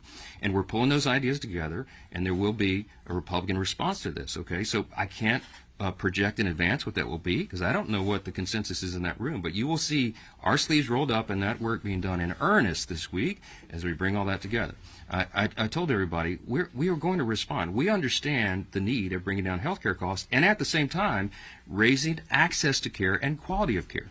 The Republican Party is the party that can do that. The Democrats have demonstrated for 15 years. They broke the system, and they keep doubling down on the broken system, okay? Hey, and guess what? If you love your Obamacare, you'll get to keep it, okay? We're going to improve the system for Americans. We have good ideas to do it. We have a lot of thoughtful people working on this, and we'll be pulling it together. So no, the answer is no, I did not project any outcome of this morning. We were talking about the various ideas, and we're working right now. People are very passionate about this, and they should be, because their constituents understand the necessity of it. So we'll keep doing that. Thank you all so much, and be more later today. The Tigers. Do you know that the Somali Autism Society, they actually work on helping Somalis get properly diagnosed? Speaker Johnson and House Republican leadership yesterday on the heels now of a big win in Tennessee 7 just west of Nashville as Matt Van Apps, the latest freshman congressman, 36 total, when he is sworn in roughly next month to start the new year. I'm Robert McNeely. Thank you for joining us here at Right Side Broadcasting Network at 1:50, 10 minutes from the top of the hour at the bottom of 2:30 o'clock Eastern. We look forward to President Trump to make an announcement today. And wasn't that a great point that Speaker Johnson made? If people are so upset in the mainstream media about these Venezuelan drug boat strikes, what about Barack Hussein Obama when he droned American citizens who went and fought for the Taliban? Did they receive due process? And we do know that they were American citizens and that the Constitution pertained to them. Interesting to think about from a legal aspect. Thank you to Kalshi, which is a great place to bet, trade, and talk about the amazing things happening right here in America. Like, who will President pardon this year? Is it Steve Bannon to Roger Ver, Che Peng Zhao? And will Bitcoin hit that 150,000 mark before March Madness, which is just months away? Scan that QR code there for kalshi.com/RSBN. All of the big questions pertaining to the American experiment, like my first place NFC North Chicago Bears, the number 1 seed on the NFC side. Will they play the New England Patriots and repeat Super Bowl 20? That can be kind of a testy subject here in studio, but we enjoy it nonetheless. It's sports, it's music, it's culture, it's politics. It's the United States of America right there at kalshi.com/RSBN. You might as well trade and bet on the big questions happening in our country. And angelpaste.com has you covered for all those stocking stuffers, especially the Miracle Cream. That is the vitamin B infused, non-GMO, non-chemical cream that I use on a daily basis to keep my skin healthy every day, especially this time of year. With the colder temperatures, the dry air hits. And you might say, well, Robert, you're down south. Well, it's actually pretty cold here in Auburn, Alabama, and the dry skin is hitting with a force. So that Angel Paste really coming into play. Even their orange option, vitamin C infused, also non-GMO, non-chemical, great for this time of year. And they're all natural facial spray, whether it's that first date or that 50th wedding anniversary, anything in between, a great way to paint the town red. They're Christian owned. They hire veterans out of Spring, Texas, off the Gulf of America. Experience that miracle today at kalshi.com. Also, speaking of stocking stuffers, we use so much of these nowadays that you want to protect yourself online. Venice.ai/RSBN, a great partner here, one of our newest sponsors, in fact. 20% off with code RSBN. 20% off code RSBN. What's great about this is that it can actually protect you online. So you have the AI that will assist with menial tasks to different questions, and then also to protect your footprint, whether it's phone calls, to text, to emails. Some of that gets stuck in the stratosphere, and we know that from the news cycle over the course of the last decade or so. Speaking of certain politicians, like Miss Bleach Bit herself, we know Hillary Clinton had to put that to use. You want to protect yourself online. Very important to do nowadays. And this affordable tool right there in the App Store or Google Play, pending what kind of phone you have, Venice.ai/RSBN. It will protect you, and with 20% off now, code RSBN, a great gift over the holiday season. And with so much happening in the American ethos and within the federal city, President Trump also pardoning Henry Cuellar, who was a pro-border Democrat, pro-secure border, someone who saw the signs as the very blue areas of those Texas congressional districts that are right along the Mexican border, on average roughly $30K a year in income or less, very blue collar, very middle class, many Mexican Americans, really swung red, swung to the right over the course of the last two elections, from the midterms of 2022 to the presidential election in 2024. And what's the outlook of 2026 ultimately? We can scale from some of that with last month's elections in New Jersey, New York City, also Virginia, but these runoffs that took place, whether it's Tennessee 7 or even Sandy Springs, Georgia, my adopted hometown, where Mayor Rusty Paul was reelected yesterday against Mr. Carter, a nice man, but someone who was like a southern form of the Kami Mamdani that we're seeing in the Big Apple. So with all of this happening, Democrats still seem emboldened, with Minority Leader Hakeem Jeffries saying that they were excited about the loss yesterday in Tennessee 7, that Ms. Bain put up a good fight in their words, but still losing closely to a 10-point spread percentage-wise. And that district, Tennessee 7, yes, Republican plus 10, according to the Cook PVI. As President Trump mentioned, such a terrific victory for Matt Van Epps and his wonderful family last night. He'll be a fantastic representative for the great state of Tennessee for many years to come. And the volunteer state just north of us here, home to many in the great American experiment, home of country music, home of really new entertainment in so many different forms and new media, as we await President Trump to make an announcement at 2:30 today. So congratulations to Congressman-elect Matt Van Epps. Congratulations to Mayor Rusty Paul, who we had on the Voice of Reason just a couple of weeks ago from Sandy Springs, Georgia. We were able to break down all of these hot topics with Mr. Jim Path just yesterday, the president of the Conservative Caucus, and we have that recorded interview for your viewing pleasure. And welcome back to RSBN's Live Desk. It's Jim Path, the president of the Conservative Caucus. It seems as if, Jim, the auto pen mandates will be deleted now, and that's something that presidents can do, executive order to executive order. But this is, again, very unique because we have this controversy that's really been looming over us ever since the middle of March. Yeah, listen, he can take action at any time, obviously, when it comes to executive orders, because that's what the president wants. And it has some degree of legislative effect to the extent that the president in certain areas has been given power by Congress. Ultimately, Congress has got to act. But what is good about this is it sets a precedent to the current, frankly, deep state that is in the federal government right now, some of whom are just not complying with what Donald Trump says, and it's going to give him an extra ability to move them. There are causes of action if they don't follow that he can take to remove people that aren't going to comply with his executive orders, and it sets the standard. So it's very, very important. What's really critical is there are some executive orders that have very, very big impact on policy beyond just the normal way of the day-to-day operation of things. So there are commissions and appointments where people can actually be removed, and some other issues that are quite serious. So this is a very positive move. The biggest thing that it does is it makes everyone aware once more that Joe Biden was not running the country. I think that you could go further and take a look at legislative actions that he signed that came from Congress, and you can throw them back on Congress and say these are not valid bills. At least that's what I would be looking at legally, because there was a lot of bad legislation that happened during the Biden administration. And frankly, if any of those was auto-penned, I think they're subject to rescission, being taken back. Now, how would one pursue that? Is that something that would be done through the Department of Justice, or could there be a civil lawsuit in regards to that, Jim?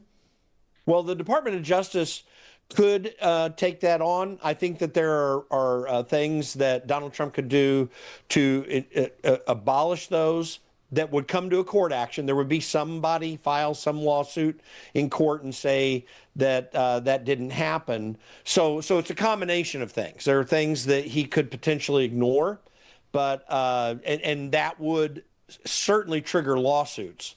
And I think it would be worthwhile taking it to court to figure out what the outcome would be, to be candid. But more importantly, he can sue to as well with the Justice Department to have these certain legislative actions removed and require Congress to have to take the legislation up again. So there would be various things, but those would be two major aspects of this. Now, Venezuela is very much in the news right now. Per Article 2, does the president and also the Secretary of War, Pete Hegseth, who in that cabinet meeting, we saw President Trump mentioning that most of the information he's getting in regards to these engagements, other than the authorization, is from the Pentagon, and he's relying very heavily on Pete Hegseth. Many are claiming in the media that there is not that authority, but does Article 2 really grant the president that commander-in-chief status in order to stop the narco trafficking to protect the country? My personal opinion is it does, which is very interesting when you consider the group of people that I have worked in and around in Congress, which includes people like Thomas Massie, people like Justin Amash, former congressman who I consider a friend, who's really railing on this. But I have to say this, I do believe that the narco trafficking that's happening in international waters is, although I think a case could be made from a investigative perspective that there's encouragement and probably support and help by the Venezuelan government with all those narco traffickers. They're really independent and rogue operations happening in the middle of international waters. And I do not think that that requires an act of war by Congress. Let's be very clear. If we're going to go to war with any country, Congress must approve that.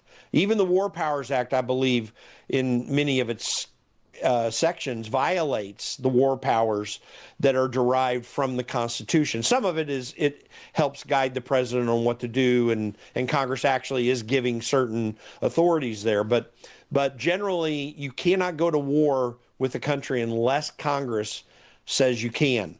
So, but these are not countries. You might have some country, help there. It might not just be Venezuela, but Cuba and some others as well, helping these people out. But the fact that they are not state actors and that they are trying to deliver illicit materials that actually do cause harm to Americans by means of international waters, I think that we have a right to interdict that with every potential force necessary. I think the Coast Guard, if they're in our waters, would also have the same authorities, frankly. So that's my opinion. I think that there's a lot of legal discussion taking place about this right now.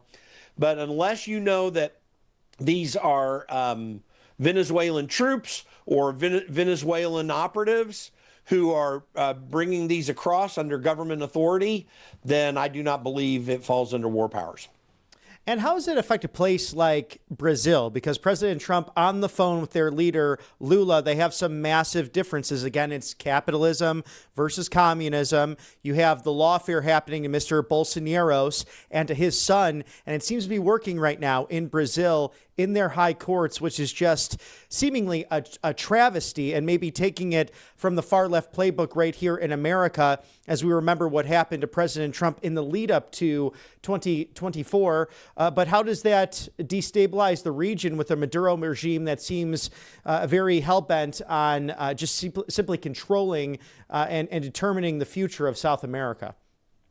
Well, I think it has a very massive indirect effect. It doesn't have a direct effect in Brazil at the moment. And as you know, I've got a personal stake here. I've got friends who are in the Congress of Deputies down there, whom I've gotten to know as I've been advocating for President Bolsonaro. I know Eduardo Bolsonaro, and have friends here in the States who are Brazilian expatriates who are at risk, frankly, with what's going on down there. I think what's going on in Venezuela sends an indirect call to action towards Brazil, the Brazilian government, that Donald Trump is not going to play nice in our own region.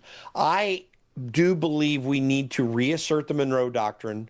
It's really kind of always been in effect. It's never been an official dogmatic thing that's been put into law, but we've always acted in the manner to say foreign actors cannot participate in our own hemisphere to try to, overtake any countries in the region. Well, Venezuela is being affected by China and other countries. We have that same problem happening in Brazil. And I think on that basis, we need to reassert the Monroe Doctrine and make sure that countries in our region understand we're not going to put up with foreign powers intervening in our area. Brazil is going to get a strong message from Donald Trump by means of the way he is challenging Venezuela right now. I think that challenge does need to come because I think we've got a serious problem with Venezuela. And what you're going to see, and what you have seen a little bit of from time to time, is a questioning of whether Maduro is even the legitimate leader of Venezuela. And this complicates the issue, particularly for those of us who want to make sure that the war powers, as they are asserted in Congress hands in the Constitution, that remains strong. That really brings up some very interesting discussions coming down the pike. But one of the motivations, it seems to me, on Donald Trump's mind with Venezuela, and again, another indirect effect with Brazil, is that we now have more and more evidence at this stage, so far removed from both the 2016 and 2020 elections and other elections, that Venezuela, which has been part of Dominion voting machines and Smartmatic, the two major electronic voting machines that we use in this country, two of the major ones, that Venezuela is behind Smartmatic. We know that for sure. The evidence is more and more there. We do believe, and I'm convinced, that the Brazil elections in 2022 that kicked Jair Bolsonaro out of the presidency were literally stolen because there's no paper trail, only a computer trail, and we believe that those were manipulated by Alexandre de Moraes, the head of the Supreme Court, who was also heading up the Supreme Electoral Court at the time. That's a rolling thing through their Supreme Court, through various members of their Supreme Court. But Venezuela in particular, being essentially the inventors and funders of Smartmatic, I think that Donald Trump sees this as a potential opportunity to see what was really going on. And I think that, they know the game's up. And I think that's why Maduro continues to remain pretty hardened. We'll see what happens. There's a lot at play here. But we always need to make sure we're following the Constitution as best possible. But we have to assert ourselves aggressively in our own region, or else everything that's at risk right now will be totally lost.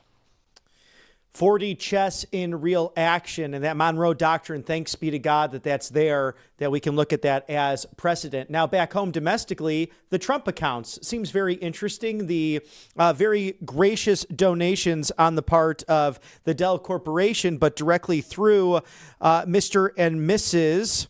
It is Michael and Susan Dell, contributing $6.25 billion in a charitable commitment to the future of this country. This landmark gift, very pro-family. The Trump accounts will be available to every U.S. citizen who was born January 1st of this year through December 31st of 2028. Each Trump account will launch with a one-time $1,000 government seed contribution. And then ultimately, thanks to the Dell's unprecedented gift, the first 25 million Americans, children age 10 and under, living in the zip codes of those medium incomes, we're talking $150K or less, will receive an additional $250. Do you believe, Jim, this might be a massive legacy item for President Trump? I think it will be. I will say personally, I don't want the government doing all this kind of stuff all the time. What is unique and interesting about this particular thing is that it could provide the foundation for a transition from a failed Social Security system that does meet the needs of some people. I'm not saying it's entirely useless in that regard, but it's a system that is flawed and about to break. Whereas when you have, one of the proposals that I've always had with Social Security that I think does relate to what's being done here is that if you ever drew some line in the sand at some age and told everyone at that stage and younger, the Social Security money that is being taken out of your paycheck on your side and your employer's side goes into an account that you run. I have often talked about, if we could find that date specific, that we put those in something similar to the thrift savings plan that federal employees have access to with the same funds, so you wouldn't have some massive setup procedure, and let those funds be directed from the moment that from the early stages in a person's career and on. That's what these accounts, in effect, not in precisely the same manner I'm describing, but in effect, that's what's going to happen. They'll be owned accounts that those young people will have. You will be amazed if we could ever get to a process like that people would suddenly find out that they've been ripped off by the Social Security system all these years.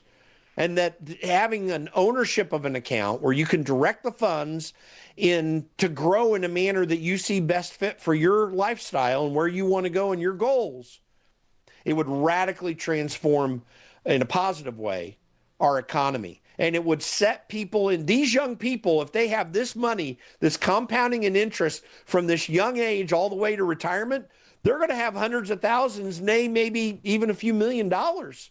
It's the power of compound interest. This is a big Dave Ramsey deal, although I don't think Dave Ramsey's into federal accounts that do this either.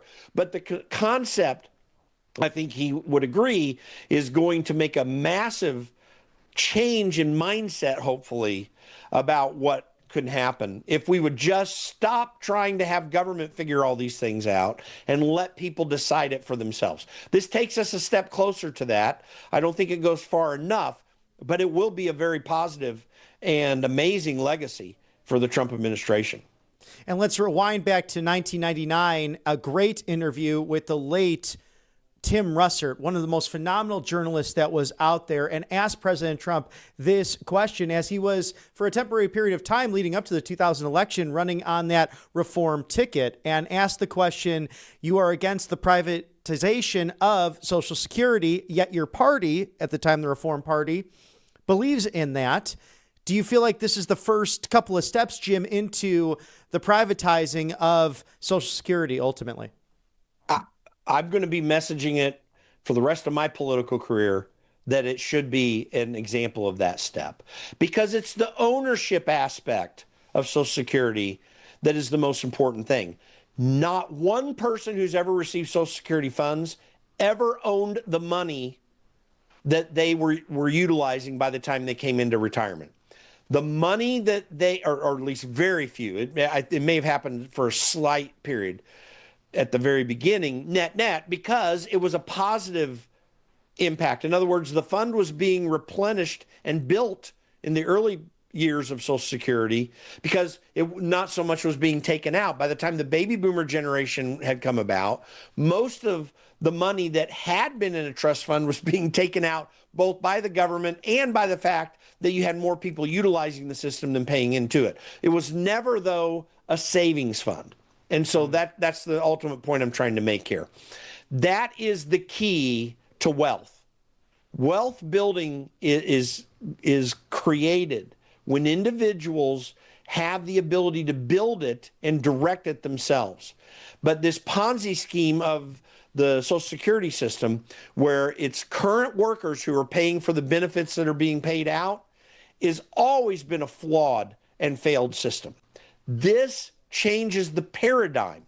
And that's why I do believe, yes, it could be the first real time that paradigm of a failed, flawed system that was going bankrupt might be changed around. At least it's an initial shot. We'll see how far it goes. Now, does this initially as well really catch the attention of voters right, left, and center come the 2026 midterms? Well, that's hard to say because, as James Carville rightly said back in the 1990s, it's the economy, stupid. These are long-term effects. I think it'll have some positive benefit. I'm not saying there's no positive benefit, but what really has to happen is the economy needs to be humming. Now, here's the good news. In reality, when you look at the numbers of people and the purchasing that they are doing during this holiday season, the travel money that has been spent, the initial reports we're getting from Black Friday and now Cyber Monday yesterday, Christmas shopping, that it looks like it's making records. Of course, we need to look at the whole season. We don't know how that's going to play out, but initial indications seem to be that Americans do feel comfortable with what the economic situation is, comfortable enough that they're both spending out of their current income, and some people are putting it on credit cards, which I don't think that that's the right way to do it, but they're doing it believing that the future looks good enough for them to take the risk of putting it on their credit cards, even for those who are doing that. And I haven't seen the numbers to see how much actual new debt is taking place. But the reality is people are spending money for the holiday season and leading up to Christmas. And that seems to indicate that they have some good outlook for the future. I think that's going to play out through 2026. You're going to see, as Donald Trump pointed out in the congressional race that's taking place today down in Tennessee, this special election, in a phone call he did with supporters of the Republican candidate, he mentioned that the tax cuts that came in the big beautiful bill are going to start rolling out on January 1st. That's going to start hitting paychecks right away too. The no tax on tips, no tax on Social Security. Also, you have already some of this initial investment in small business because of the immediate expensing that's available for new investment in business, whether it's building buildings or other things. That's already beginning to play out. You may see a perfect storm come up by November of next year, but you're going to have to see it in the day-to-day paychecks of individuals. So with the tax structure change in the beginning of the year, the fact that gas prices are at 4-year lows right now, and that's going to continue, and that hits people's pocketbooks. A lot of people driving around out there every day paying gas. That's making a big difference. There's hope that it'll have a positive effect in November. The only thing I'm waiting for is, will Republicans message it properly and actually take advantage of it? Because I don't have any hope that Republicans in Congress have a very good understanding of how to message what's working. Donald Trump does. I don't think Republicans always get that. Plus, you've still got institutional Republicans that are still waiting for Donald Trump to go off the scene so that they can go back to their place of power where they were operating with Democrats in the Uniparty. We'll see how that part of it plays out, but I think positive numbers are coming ahead. Yes, sir. Truer words never spoken, as we, I think, share in that agreement. But also, Dave Ramsey book, not a bad idea for a stocking stuffer. Mr. Jim Paff, thank you so much. Once again, the president of the Conservative Caucus joining us at RSBN. We'll see you again very soon. Thanks, Robert. Speaking of stocking stuffers and getting ready for Christmas during the Advent season, a great place to go, allfamilypharmacy.com/RSBN. 10% off now. Your must-haves for Christmas and this time of year. Because sadly, sickness, cold and flu, even a sliver of COVID still out there in the stratosphere. Use code RSBN10 for 10% off now. It's Tamiflu, antibiotics, antivirals, ivermectin, and much, much more, including NAD+, to methylene blue, truly life-saving medications. In fact, over 300 of them, including emergency medical kits. You can have these in your medicine cabinet or on the road with you as you travel to see family by plane, train, or automobile. And we know many Americans doing just that, as they did during Thanksgiving last week. Scan that QR code there now, RSBN10, easy to remember, RSBN10, 10% off for all of your holiday must-haves as we gear up for Hanukkah and Christmas just around the corner. allfamilypharmacy.com/RSBN. Monetary wealth, it's gold, savings, security, preservation, your pension, your retirement, your savings, everything you worked hard for. Grab that complimentary presidential gold guide today, 888-617-7994. Ask how you can eliminate those IRA fees permanently for life, because sometimes it gets in the way and it doesn't make much sense as you're diversifying for generational wealth or buying that first or second property. Gold and silver in a bull market, it's only going up. And with the dollar losing purchasing power by over 40% in the last 2 decades, this is simply common sense. It might seem as if it's a luxury, but it's a good way to diversify to survive whatever might be on the horizon. RSBNforthegold.com, RSBNforthegold.com. We'll have a special treat with Mr. Scott Cheney coming up momentarily for a live interview regarding just this, monetary wealth, the best in the business. And covepure.com/RSBN. Look at that right there. It's like a coffee maker right in your kitchen, no larger than that, for good, healthy, pure water. And if you're drinking from the tap on a regular basis, you have to worry because JAMA Pediatrics came out with a study. Students, children mostly, drinking from the tap on a regular basis can lose 2 or more points in their IQ if that's happening. We saw what happened in Flint, Michigan with the lead crisis, with the bad pipes, thanks to failed Democrat leadership. You don't want lead poisoning. It affects your brain, your kidneys, your liver functions, your bladder, everything. It's not good. Bad. All health starts in the gut. So drink pure and live pure this holiday season with the holiday sale. $250 off right now, 250, covepure.com/RSBN. And get all that fluoride, the agricultural runoff, the pesticides out of your water. Protect what matters most. And you can do that with covepure.com/RSBN. Common sense for this holiday season. Also, a great thing if you have someone that's hard to shop for, and especially if they're living in an apartment. I'll tell you why. You don't have to bring in the plumber to cut holes and put pipes through. It's all right there. What you see is what you get. Again, it is the leading reverse osmosis system out there at covepure.com/RSBN. $250 off.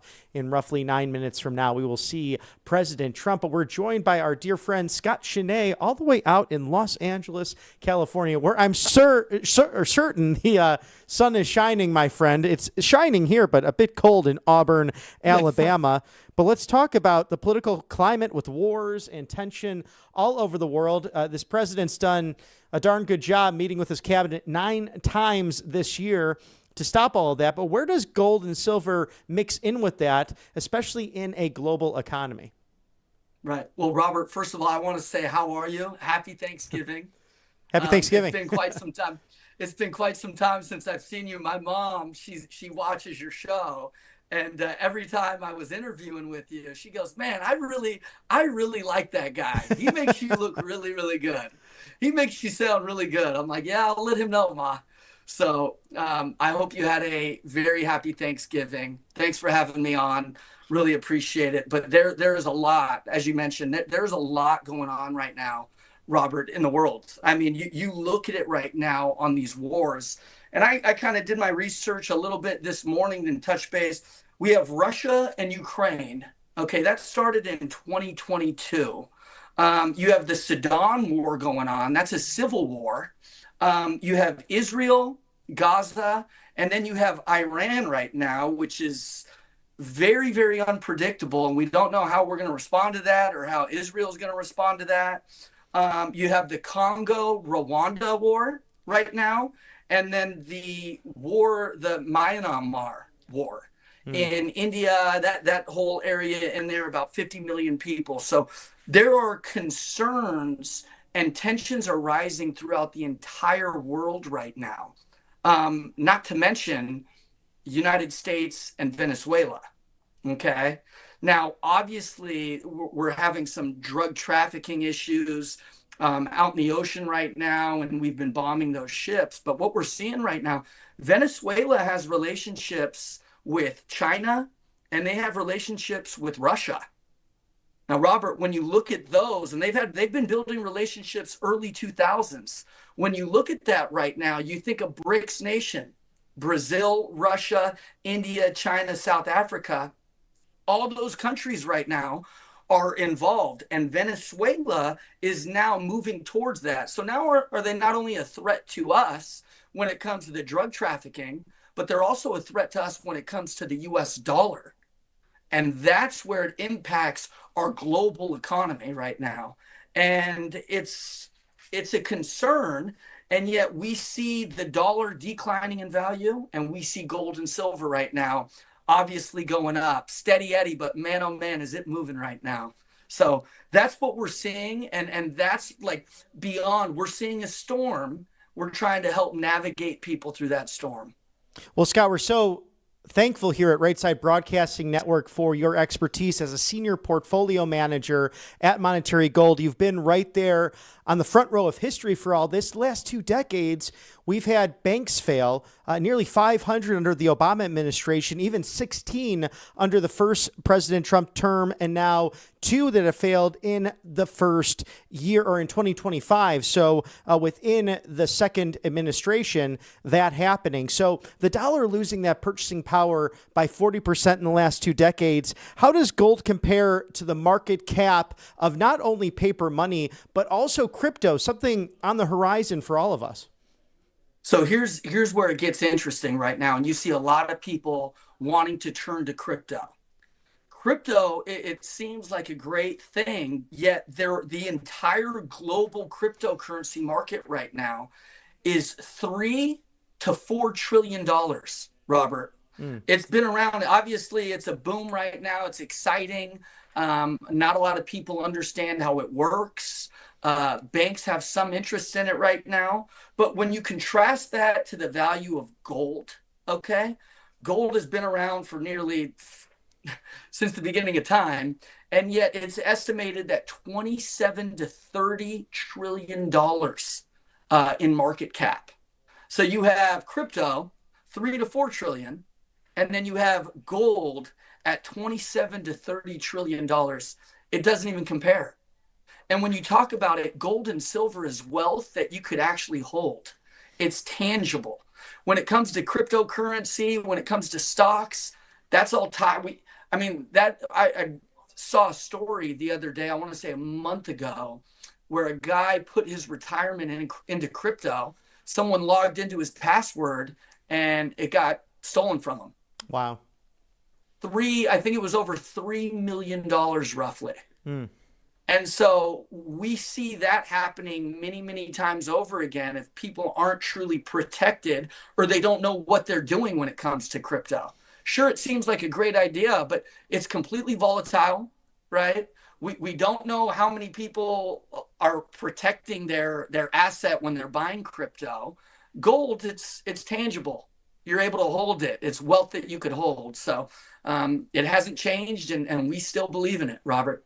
Yes, and walk us through that, Scott, because you actually sit down with people and you make their private plan. I think a lot of people go into this with some fear. They think, oh, these IRA fees that might be in my way, so why expense anymore? It's all about affordability. That's what we're hearing in the mainstream outlets, and there's a lot of truth to that still, although Thanksgiving was a little bit more affordable this year compared to last year. But also, I think a lot of people think that it's one size fits all. And Monetary Gold is very focused, in fact, laser focused on making it work for you if you're able to dive into these markets. Without question. And to make it very clear, we help our customers, Robert, in 2 different ways. Okay. The first option is cash, where we transition you into gold and silver. The second option, if you have a retirement account, a 401k or an IRA, and if it qualifies, okay, we roll that into a gold and silver IRA. And that's what it is. We're creating a self-directed IRA, and we're adding precious metals to that portfolio for you. And obviously there's different types of asset classes. They perform in different ways. We'll walk you through every step so that your questions are answered. We're patient with you, and you could speak, your audience right now, your listeners, they could speak to me directly. I will walk them through how we could help. And if we can't help you, we will let you know, but call that number now. Again, we're actually waiving fees from the IRA process right now.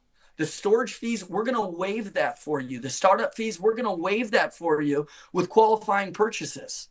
So call now, the sales floor, we're live right now on air. they're working in the back. We see phones ringing. And so we're more than happy to just step by step walk you through how we can help you.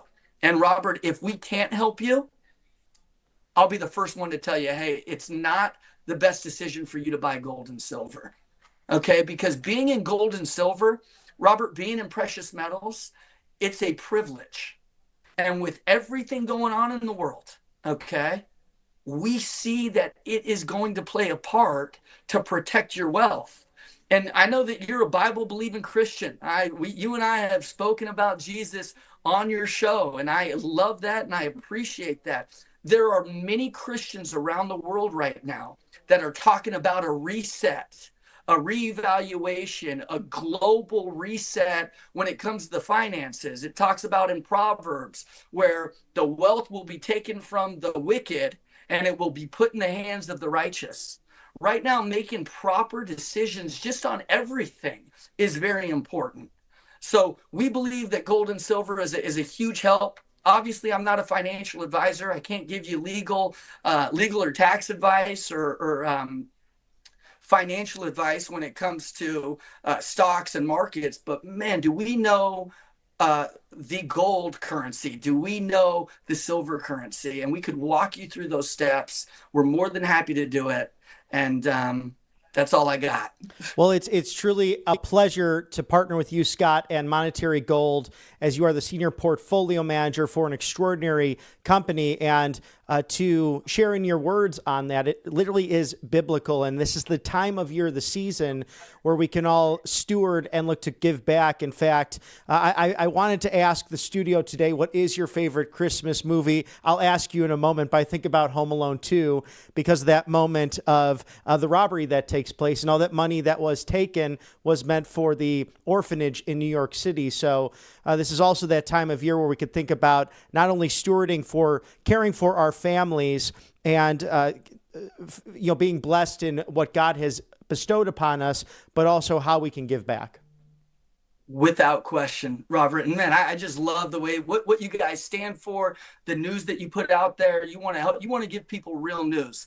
When it comes to Christmas movies, I really focus on what Jesus did for us on that cross. Obviously, he's born, but we love the Passion of the Christ and just the remembering his birth, remembering what he did for us.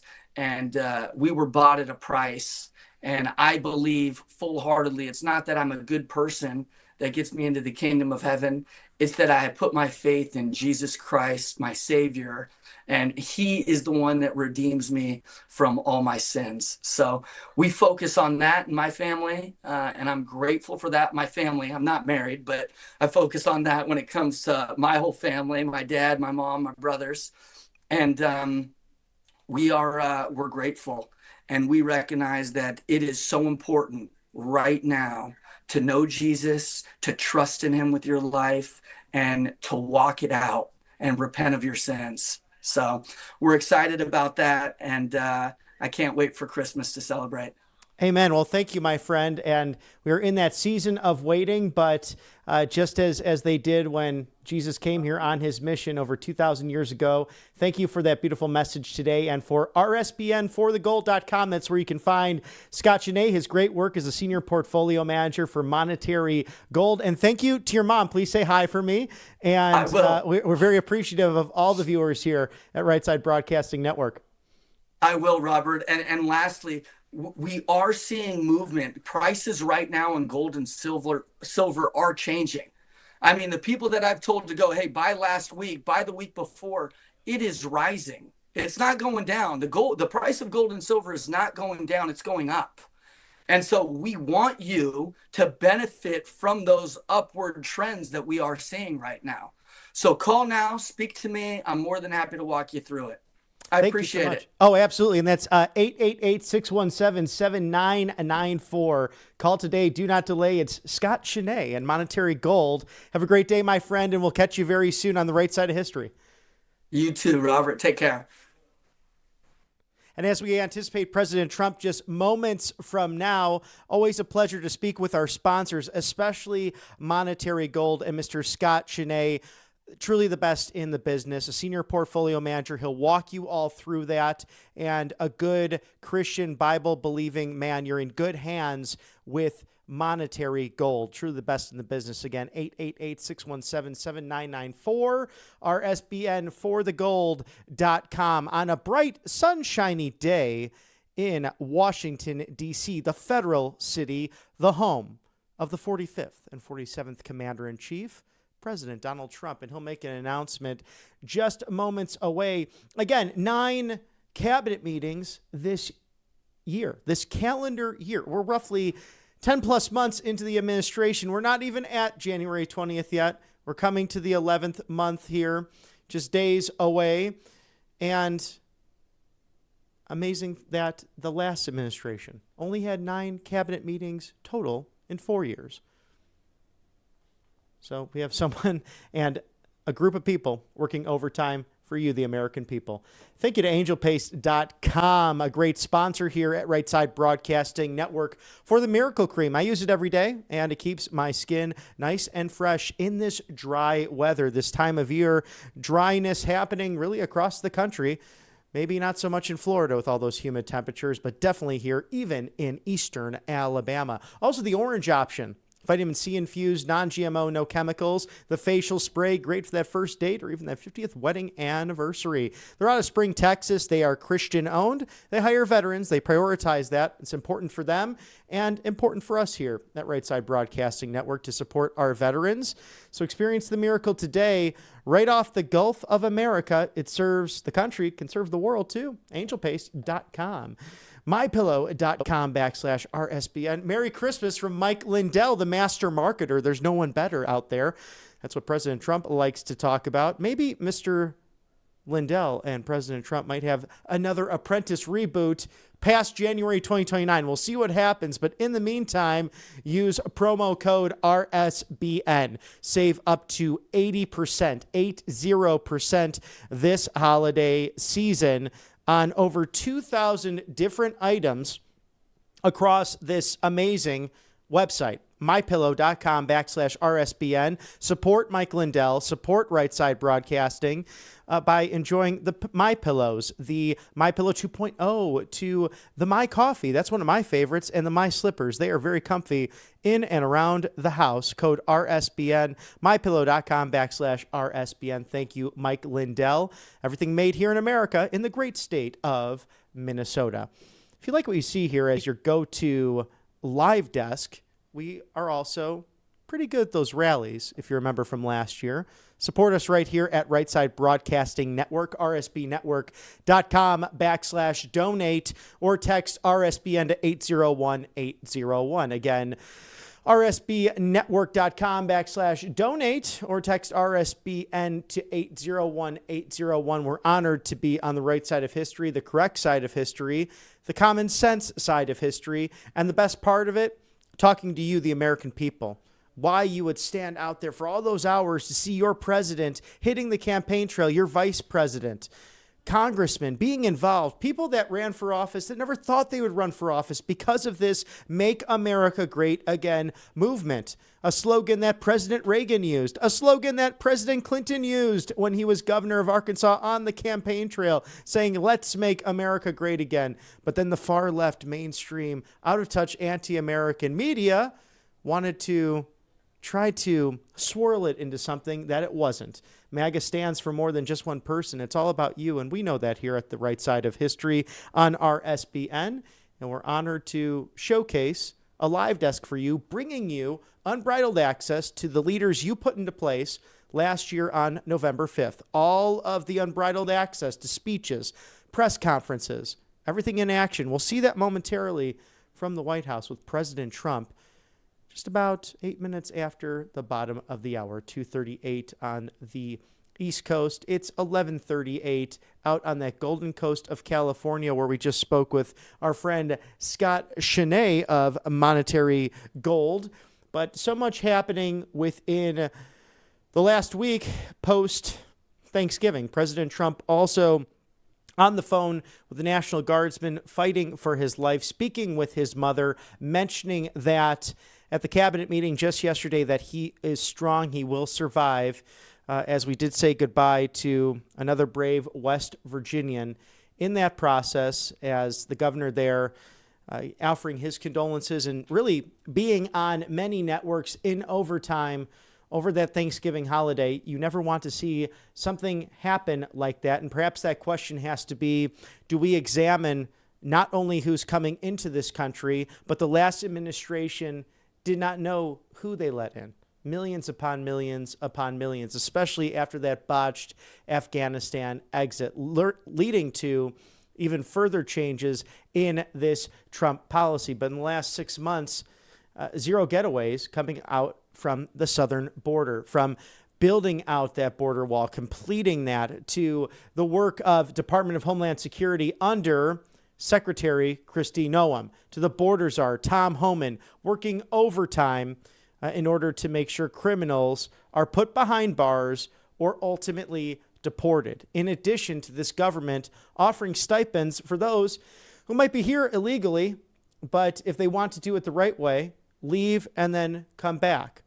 It's something that really has to be complete, as there is a halt in immigration policy from those more dangerous countries around the world, considered third world, or even experiencing, as Scott mentioned on the network here, dangerous civil wars to uncivil rest. Every day in this season of thanks and giving, we truly should be thankful to be Americans. Here at 2:40 on RSBN, we're here for you as your go-to live desk. I'm Robert McNeely as we cover the latest from the Trump White House and everything happening in your neck of the woods. And speaking of that, if there's a story you'd like us to see or cover, or something that's going on that's unjust, or even a great feel-good story, sometimes you just don't have that often in the news, feedback at rsbn.tv, feedback at rsbn.tv. Always wonderful to have your insight, the good, the bad, the ugly, and perhaps stories that are outside of the Beltway. Because even though we're in what I like to call real America here in Auburn, Alabama, it's the loveliest village on the plains, we also cover a lot happening within the Beltway. From, again, your president to your vice president to the 119th Congress, we like to know what's going on in the rest of America. 50 states, 6 territories, and a civilization nearly 250 years young that has shaped the world. Can you imagine a world without America? As yesterday, you know, it's funny, the left really does get religious about elections. And Miss Fenton Bain, a Tennessee state representative, they called her the AOC of Tennessee, losing to Matt Van Apps, the new congressman-elect in Tennessee's 7th district, just west of Nashville. President Trump stating there, such a terrific victory for Matt Van Epps in his wonderful family last night. He'll be a fantastic representative for the great state of Tennessee for many years to come. That volunteer state putting out some of the best talent across the country, and Mr. Van Epps, just a newest addition to that in Tennessee's 7th district. Now, cut number 1, Mr. Producer, President Trump also speaking with Brazil's President Lula regarding many different items. Trade, how our countries could work together to stop the organized crime epidemic, sanctions imposed on various Brazilian dignitaries, tariffs, and various other items. President Lula and I established a relationship at a meeting which took place at the United Nations. I believe it set the stage for very good dialogue and agreement long into the future.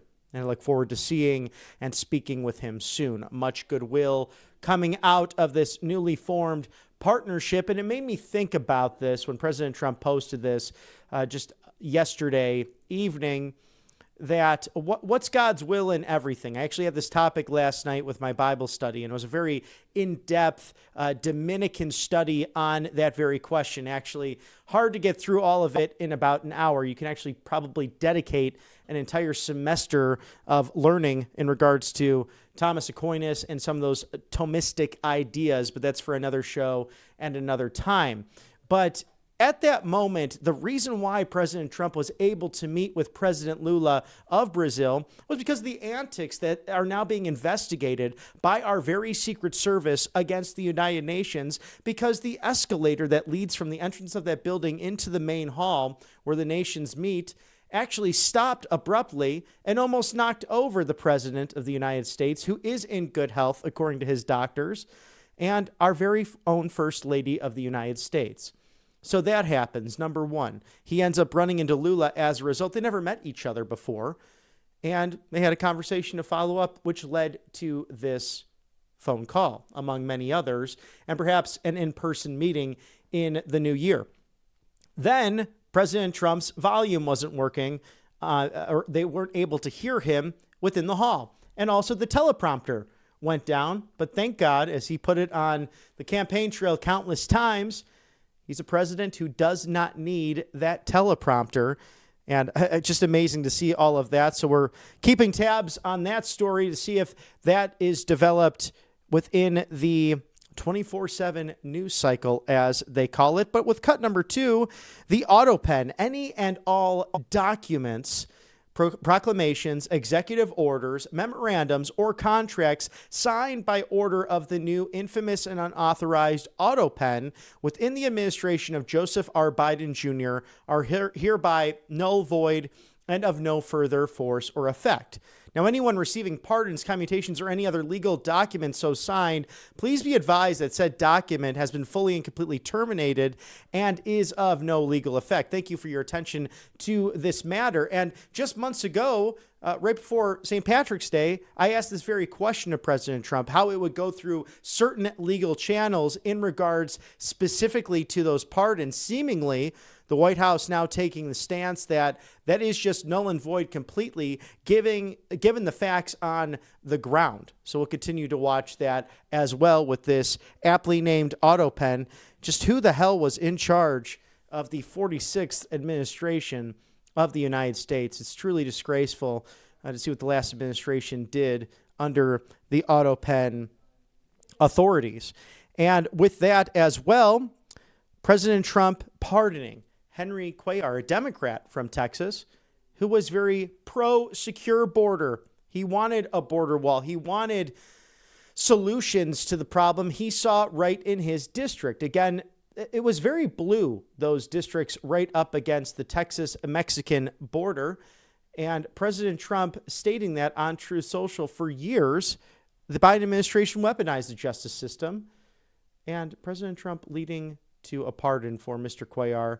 So regardless of Republican or Democrat, there's weaponizations against people, and this president will use his authority in order to reverse that. Thank you to allfamilypharmacy.com/RSBN. It's 10% off your must-have medications for the holiday season. Use code RSBN10. That's RSBN10. It's Tamiflu, antibiotics, antivirals, and ivermectin to NAD+, methylene blue, and many others that are truly life-saving. And as they do more research on these great medications, these generic off-labels that are not available at every other pharmacy, they're finding that has great remedies for future health, for the diseases that are out there, including developments on Alzheimer's and dementia. So these are great things to have in your medicine cabinet for the cold and flu season, let alone the future of protecting you and yours. So a great stocking stuffer.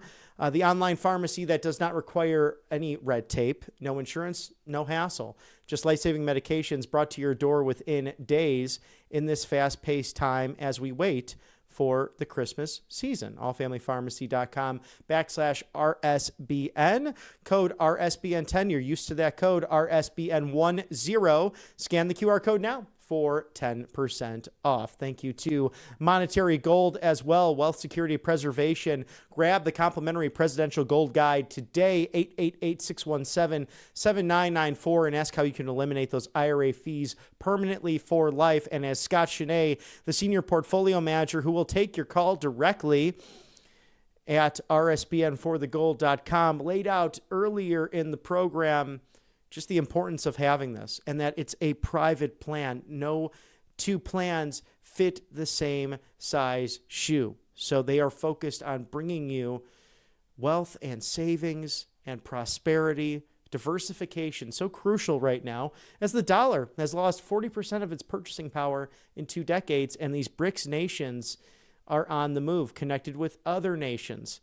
I mean, Kamala Harris could not have handled the 4D chess that Donald Trump is playing right now, bringing roughly $18 billion in influx into the economy through tariffs, perhaps even more over the course of further negotiations. And with all of that being said, Monetary Gold can help support you in your diversification efforts. Kalshi.com/RSBN. Take some of that wealth from Monetary Gold that you've saved up and trade and bet on the biggest questions throughout the American ethos. Who will President Trump pardon this year? Will Bitcoin hit $150,000 before March Madness? Will my Chicago Bears make it to the Super Bowl and do what has not been done since 1986? It was the 1985 season before I was born when they last won it. Super Bowl 20 and that Super Bowl shuffle. Scan that QR code now, Kalshi.com/RSBN. At 2:49 Eastern, we are awaiting President Trump to make an announcement right there at the White House. He made a big announcement on the Trump accounts yesterday, and we'll cover some of that in case you missed it after a quick commercial break for sponsors here on the right side of history. Don't change that dial. Welcome to Right Side Broadcasting Network, your trusted conservative news outlet. At RSBN, we deliver the truth when the mainstream media falls short. Since 2015, we've proudly broadcasted every single one of President Trump's iconic MAGA rallies, bringing you the excitement and energy live before anyone else. By watching RSBN, you get an unfiltered front row view of the action on the ground. We interview the crowds to give a voice to millions of Americans just like you. We show you President Trump's speeches in their entirety, free from interruptions and censorship. We cover the stories that matter to you with the integrity and passion you deserve. Thank you for choosing RSBN as your home for America First News. Together, we stand strong, united, and informed. So join us and be part of the right side of history. Every once in a while, something big happens, something that changes everything. And now, in a defining moment for crypto, Trump Media Group and Crypto.com are joining forces to acquire up to $6.4 billion of CRO, launching America's first ever CRO treasury, empowering the Kronos blockchain. This is more than a partnership. It's the future of finance built in America. For more, visit Crypto.com, where millions trade CRO every day. Tired of being told no by your doctor, your pharmacy, or worse, your insurance company? You're not alone. Millions of Americans are waking up to a broken healthcare system. That's why more and more people are turning to All Family Pharmacy. We believe in medical freedom. We deliver the prescription and the medication, all from licensed U.S. doctors and pharmacists, from ivermectin and trusted antibiotics to maintenance medications, even NAD+, the revolutionary anti-aging supplement. Use code RSBN10 at checkout for 10% off your first order. Hey y'all, it's Silk from the Diamond and Silk Chit Chat live show. Look, don't forget to check me out right here on RSBN Network. Be sure to watch the show on Right Side Broadcasting Network, and I want you to support Right Side Broadcasting Network. Yes, it's imperative that you do so, okay? I look to see y'all soon. Bye-bye. And some breaking news, a media advisory that the First Lady, Melania Trump, partnering with Toys for Tots charity drive at Marine Corps Base Quantico. That will be on Monday, as the First Lady's been working overtime in her office to make it home. And that's where the heart is for this Christmas season and throughout the holidays as we welcome Hanukkah and Christmas into our hearts and homes, as we are still at this moment during the Advent season preparing for Christmas. The White House is doing just the same. And in case you missed it, quite an exquisite footage behind the scenes at 1600 Pennsylvania Avenue.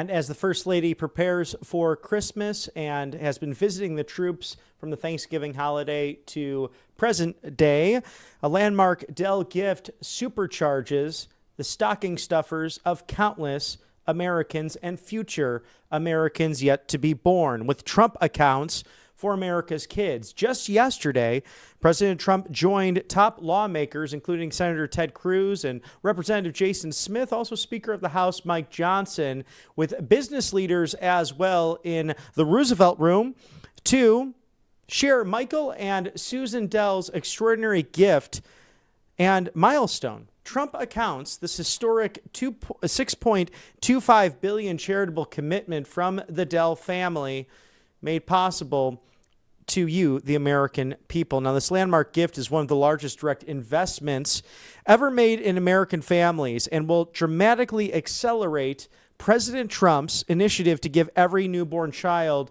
a head start in a lifelong dream, in some cases, for financial security and the American dream, which has seemed to become more and more elusive in the last couple of decades. Now, President Trump stating this is a pro-family initiative that will help millions of Americans harness the strength of our economy to lift up the next generation, and they'll really be getting a big jump on life. Here's what you need to know. According to the White House, Trump accounts will be available to every U.S. citizen born between January 1st of this year and December 31st of 2028. Now, these initiatives, tax advantage savings accounts created through President Trump's Working Families Tax Cuts Act, enable a generation of American children to begin building wealth from the moment they are born.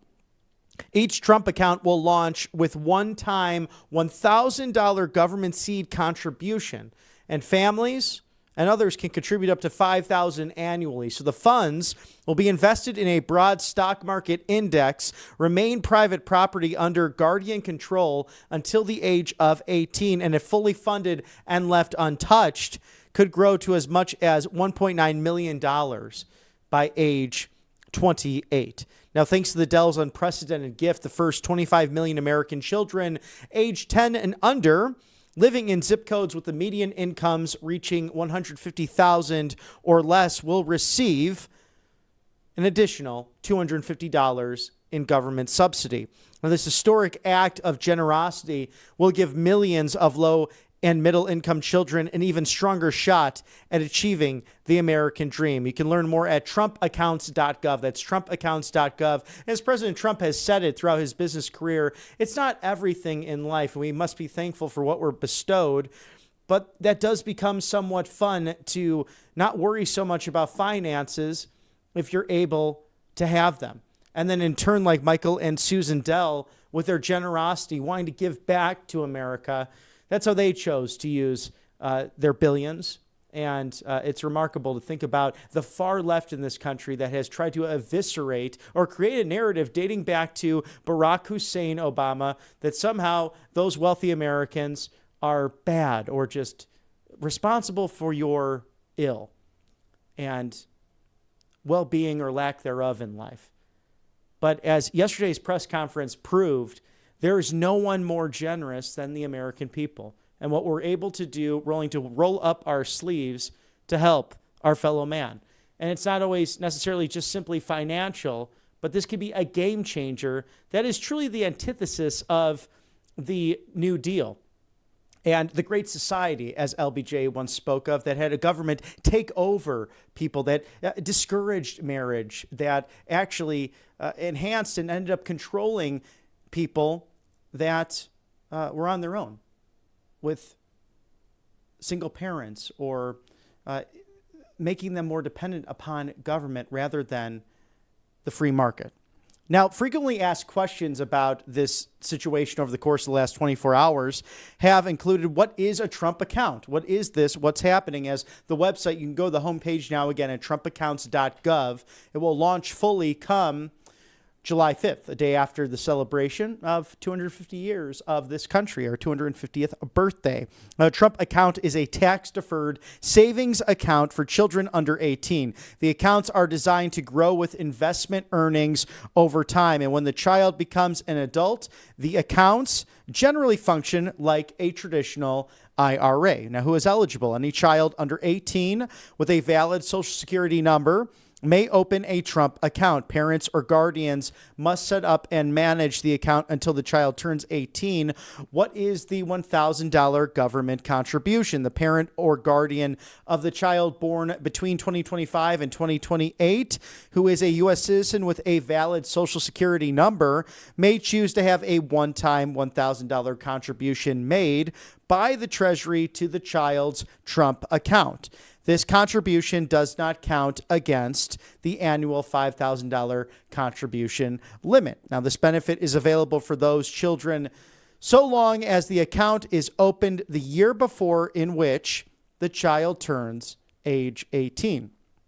Now, do Trump accounts protect the taxpayer dollars by preventing waste, fraud, and abuse? Yes, these accounts are built with strict safeguards to protect taxpayer funds, as was a huge initiative in the passing of the One Big Beautiful Bill, including requiring a valid Social Security number and limiting the one-time $1,000 pilot contribution exclusively to United States citizens born between those calendar years, as mentioned, 2025 to 2028, and ensuring this benefit goes only to eligible American citizens.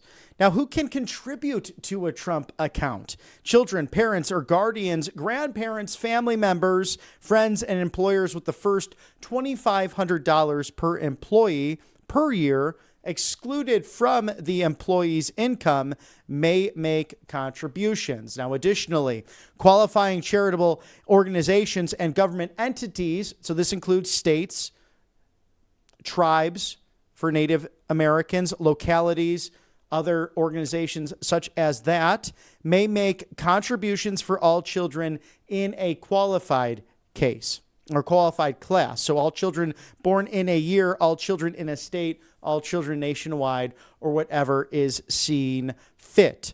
Now, how much can be contributed each year? $5,000 per child. So it's something that you could keep pouring into until the age of 18.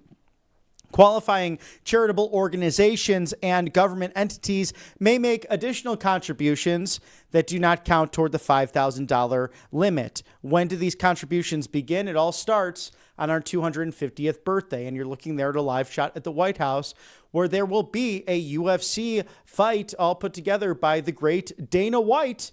We look forward to that as part of the 250th celebration, which was kicked off way back July 4th or July 3rd, actually, of this year when we were in Des Moines, Iowa to welcome in the 249th birthday of the United States, but really jumpstart and kick this America 250 underway.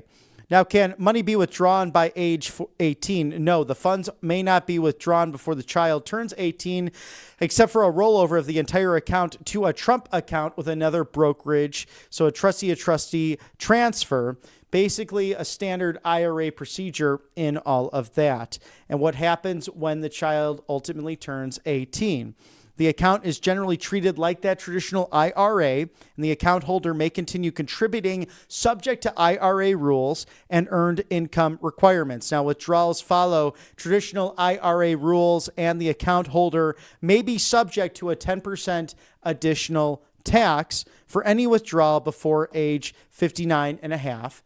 Unless an exception, such as distributions for higher education, expenses for a first home, etc., all applies. Now, can an employer offer Trump account contributions through the cafeteria plan? The answer to that is yes. Pre-tax salary reduction contributions will be allowed to Trump accounts owned by an employee's dependent child through an employer-sponsored cafeteria plan, up to $2,500 per employee per year. I know it's a lot of information there, but we want to give our great viewers here at Right Side Broadcasting Network perhaps a head start on all of this in case you have those little ones or building out your family, or if you have grandkids that are new American citizens and coming into this world. They are always a game changer and always a great blessing to have little ones around. And now they will have a leg up in this economy. Thank you to Republican leadership and the amazing generosity of Michael and Susan Dell. Now we're about 5 minutes after the hour, awaiting President Trump to make an announcement. As you're doing your Christmas shopping, you might wonder, well, how can I protect myself online? Venice.ai/RSBN, provided in the Apple Store and Google Play. We are partnering with this new fantastic sponsor for 20% off with code RSBN, whether it's just talking through the phone, but especially any kind of written message via text, via email. You want that protected because we've seen people who have been either spammed or ghosted to many other threats made online based upon what they might have said in the past, or a private conversation getting out there that's really no one else's business. So protect yourself with this new great technology brought to you by AI, and it's Venice.ai/RSBN. So although the horizon is scary at times with artificial intelligence, there's hope in those things, those new apps that can protect you. Venice.ai/RSBN, 20% off now with code RSBN. Thank you for sponsoring us on the right side of history. Health all starts in the gut. It's very, very true. And with covepure.com/RSBN, take advantage of the leader in reverse osmosis systems. As you can see per the video there, it's no larger than your coffee maker sitting on your kitchen counter. So you probably have room there, maybe in the den, somewhere throughout the house, to have life-giving, pure water. Protect what matters most. Drink pure and live pure. We know what happened in Flint, Michigan a decade or so ago with failed Democrat leadership in the city.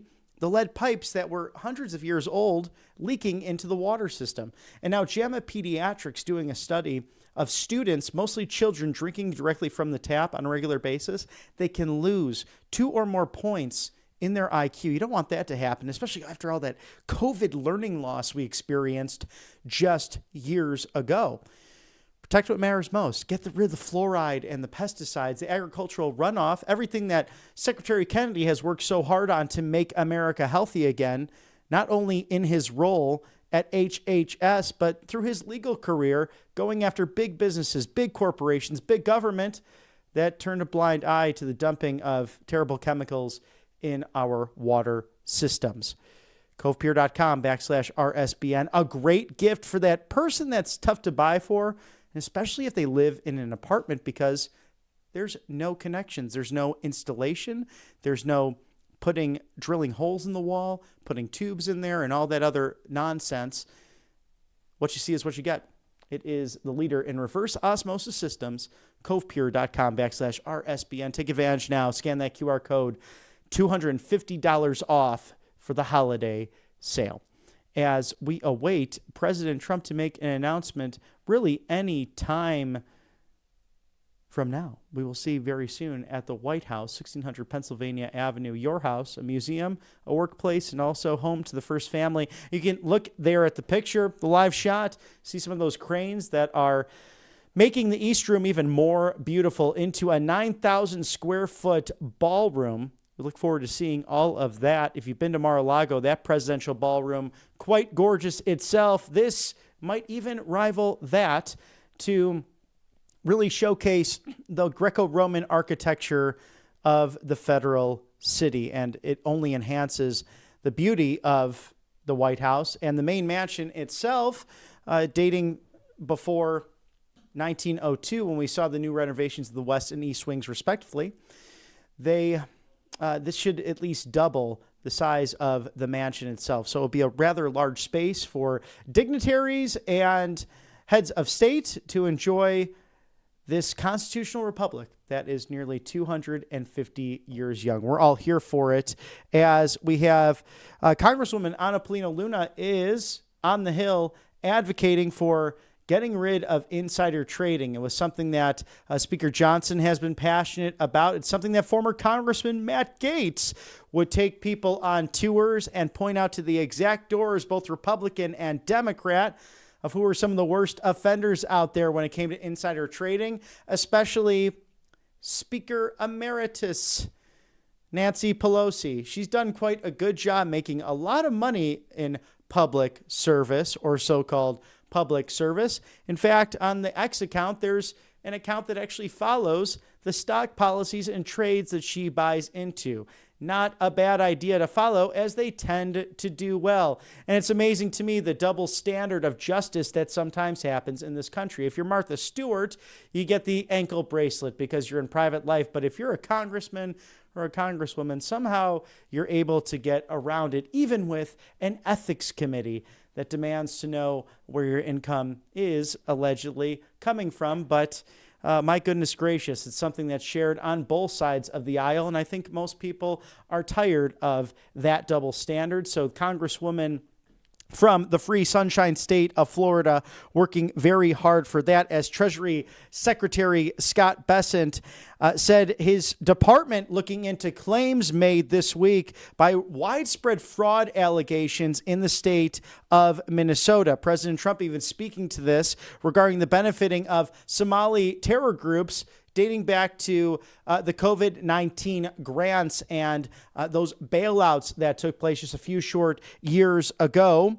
And we are watching all of that in addition to what might happen down in Venezuela, potentially the USS Gerald R. Ford, the largest warship in the world, is in Caribbean waters. We do know that some U.S. military exercises happening in Panama and related Central American nations with our partners down there, as the narco trade and the destruction of these ships has been a hot button item within the news cycle as we watch all of that.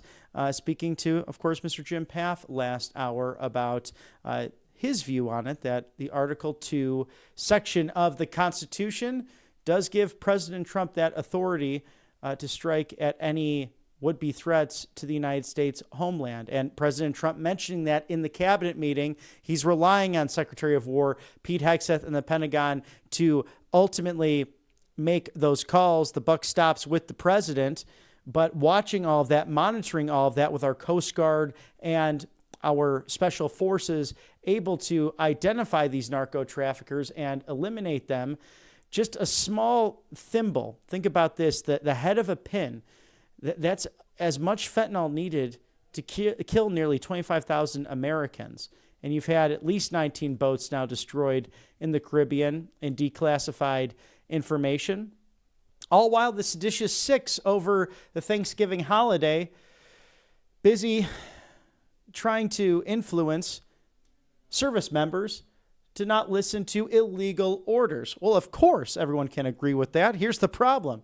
None of the illegal orders were named by these seditious six. And because of that, Secretary of War Pete Hegseth has directed the Secretary of the Navy to do a complete review of retired Captain Mark Kelly, the United States Senator from Arizona, in regards to anything seditious and any conspiratorial actions that may be possible. We'll watch this ongoing saga as many of them double down across many mainstream outlets, and I have to give credit where credit's due. Many of their anchors and reporters asked just what were these specific illegal orders, and the congressmen and senators, including Lisa Slotkin of the Wolverine state of Michigan, pontificating that, well, it wasn't necessarily an illegal order, but it's what the president says. It's the hyperbole. It's the his comments. It's that he said that could not people be potentially shot for the true insurrections that were happening in Washington, D.C. during COVID. Remember, at that White House, your White House, when President Trump gave his acceptance speech in 2020, if it was not for Capitol Hill Police, Secret Service, as well as National Guard and others in the federal city, Senator Rand Paul and potentially his wife Kelly may no longer be with us, as they were attacked by a reckless mob. So I could talk about that all day. In the meantime, President Trump is set to make an announcement. We'll take a quick commercial break here at Right Side Broadcasting Network for sponsors. Stick with us here on the Right Side of History. Welcome to Right Side Broadcasting Network, your trusted conservative news outlet. At RSBN, we deliver the truth when the mainstream media falls short. Since 2015, we've proudly broadcasted every single one of President Trump's iconic MAGA rallies, bringing you the excitement and energy live before anyone else. By watching RSBN, you get an unfiltered front row view of the action on the ground. We interview the crowds to give a voice to millions of Americans just like you. We show you President Trump's speeches in their entirety, free from interruptions and censorship. We cover the stories that matter to you with the integrity and passion you deserve. Thank you for choosing RSBN as your home for America First News. Together, we stand strong, united, and informed. So join us and be part of the right side of history. Every once in a while, something big happens, something that changes everything. And now, in a defining moment for crypto, Trump Media Group and Crypto.com are joining forces to acquire up to $6.4 billion of CRO, launching America's first ever CRO treasury, empowering the Kronos blockchain. This is more than a partnership. It's the future of finance built in America. For more, visit Crypto.com, where millions trade CRO every day.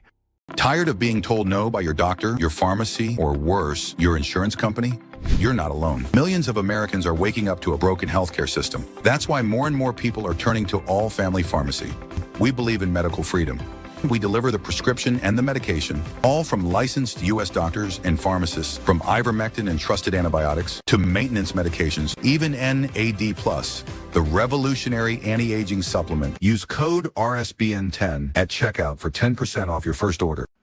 Hey y'all, it's Silk from the Diamond and Silk Chit Chat live show. Look, don't forget to check me out right here on RSBN Network. Be sure to watch the show on Right Side Broadcasting Network, and I want you to support Right Side Broadcasting Network. Yes, it's imperative that you do so, okay? I look to see y'all soon. Bye-bye. Welcome back to Right Side Broadcasting Network. We are awaiting President Trump to make an announcement momentarily. In the meantime, let's catch up and see what our National Guard is up to. Thank you all for your service. Hey, thank you.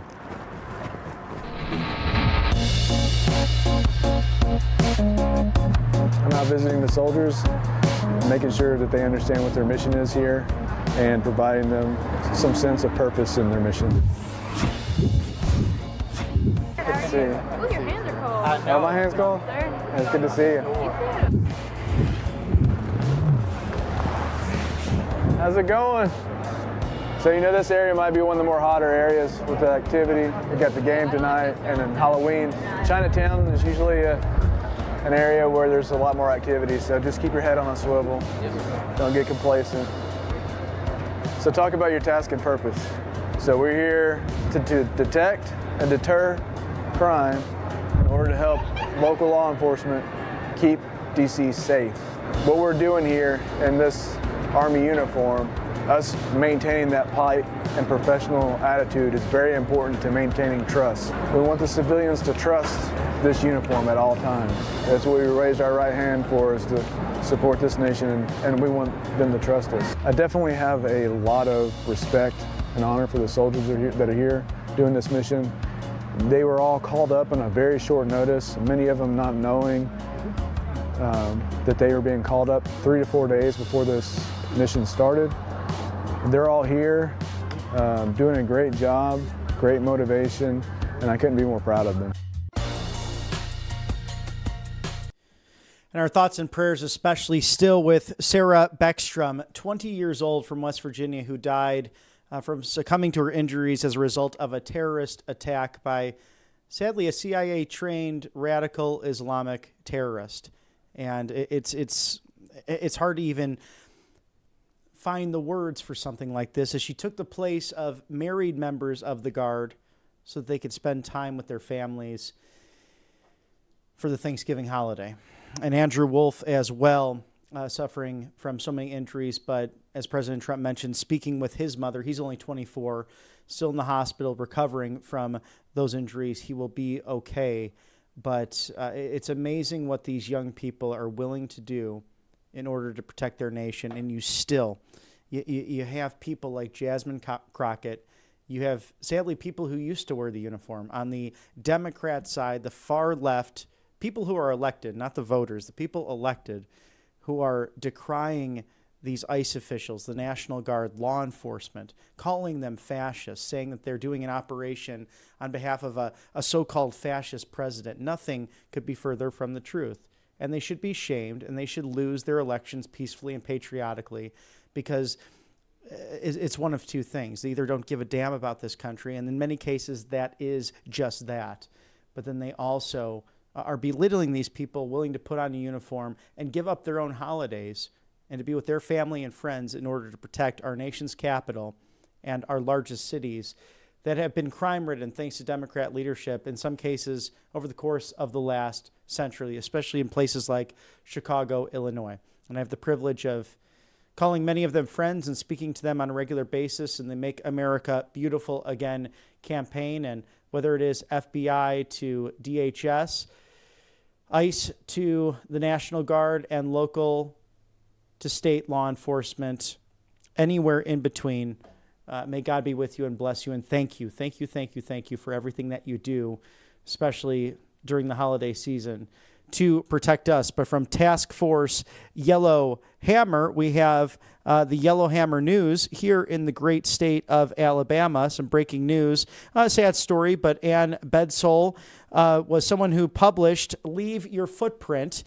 She passed at 95 years young on December 1st and left many footprints. She was a footprint on the Alabama legislature right here at home and the Republican Party. She was the first Republican woman elected to be the Alabama House of Representatives, and later the first woman elected to the Alabama Senate, even when Republicans were in the minority, which I think a lot of people don't realize. Really, the South, Republicans have seen success really in the last decade or so, really the last 2 decades. That's the true big switch. Some on the left will have a whole different fabricated version of history in regards to the Goldwater and Nixon days, but really the true switch, the Democrats and many Dixiecrats still in power really up until the year 2000. So for a long period of time, it was not a good idea to run as a Republican in these parts. But even with that, Miss Bedsole managed to be the only woman in the room, even as the first female Republican elected to both chambers over the course of her tenure. She ran for governor in 94 and made the Republican runoff, but lost the eventual winner of named Fob James, and left a footprint by founding the Alabama School of Math and Science. So our thoughts and prayers with her family, passing away on December 1st at 95 years young, someone who published the book at age 92. So again, as I mentioned before, it doesn't matter if you're young or old or somewhere in between. We go after those dreams and serve the public, as we thank allfamilypharmacy.com/RSBN for their holiday celebrations and 10% off of life-saving medication this holiday season, a great stocking stuffer. It's 300 plus life-saving medicines, from Tamiflu to antibiotics, antivirals, ivermectin, NAD+, methylene blue, and much, much more. RSBN 10, that's RSBN 10, code for the 10% off right now. You're used to that code. Very easy to remember. Scan that QR code there. It's no red tape, no hassle, just an online pharmacy that believes in most favored nation status, that believes in the right to try and off-label generics that you cannot find at most big corporate pharmacies.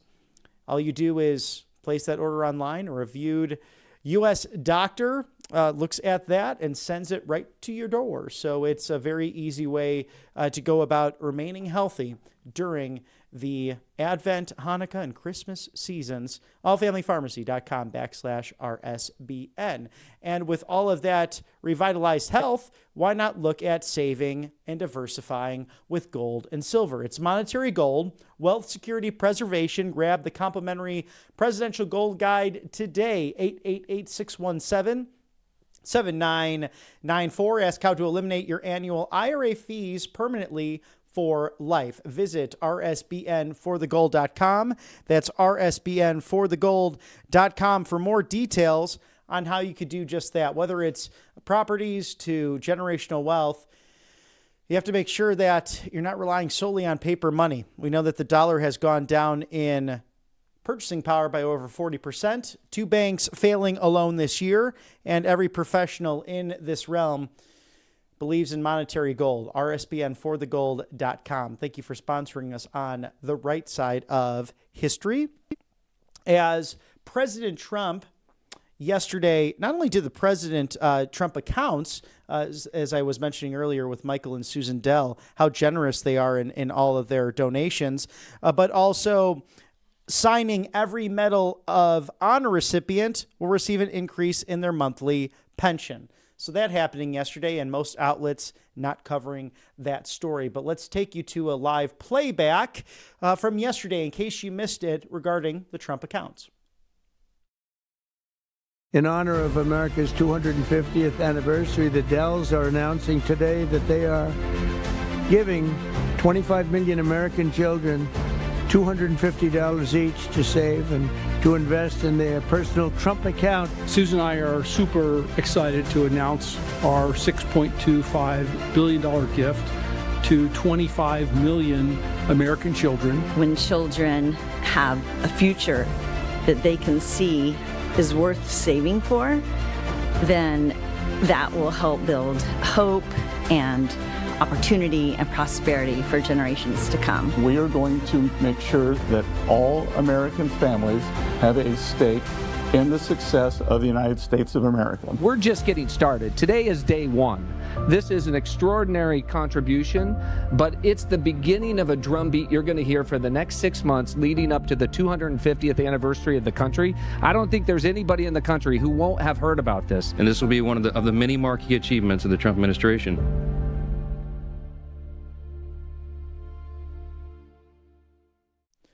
Some other breaking news other than these great Trump accounts. The VA creating employee databases that will include non-citizens and citizens alike. So we'll watch as that story develops. Also, the Treasury Secretary Scott Bessent said his department looking into claims of that fraud in the great state of Minnesota. It seems as if Governor Tim Walz really might be in hot water here in regards to fraud being committed benefiting Somali terror groups. It looks like the cameras are up and ready to go. We're going to send it over to the White House and President Trump. Cameras back here.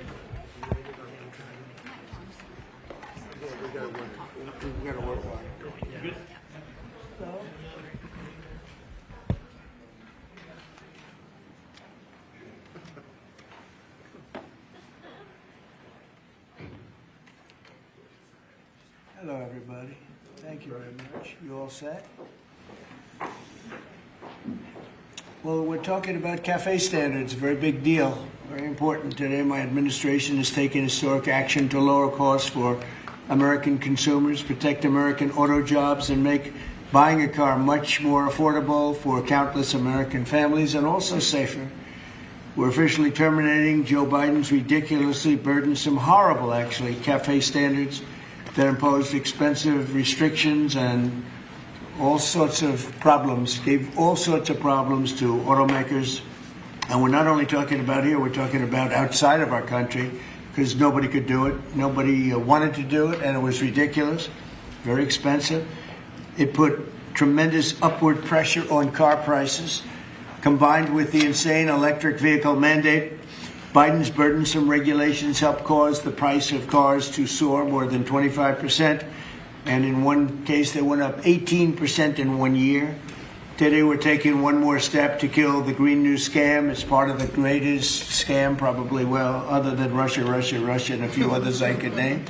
The greatest scam in American history, the Green New Scam. And it's a quest to end the gasoline-powered car. This is what they wanted to do, even though we have more gasoline than any other country by far.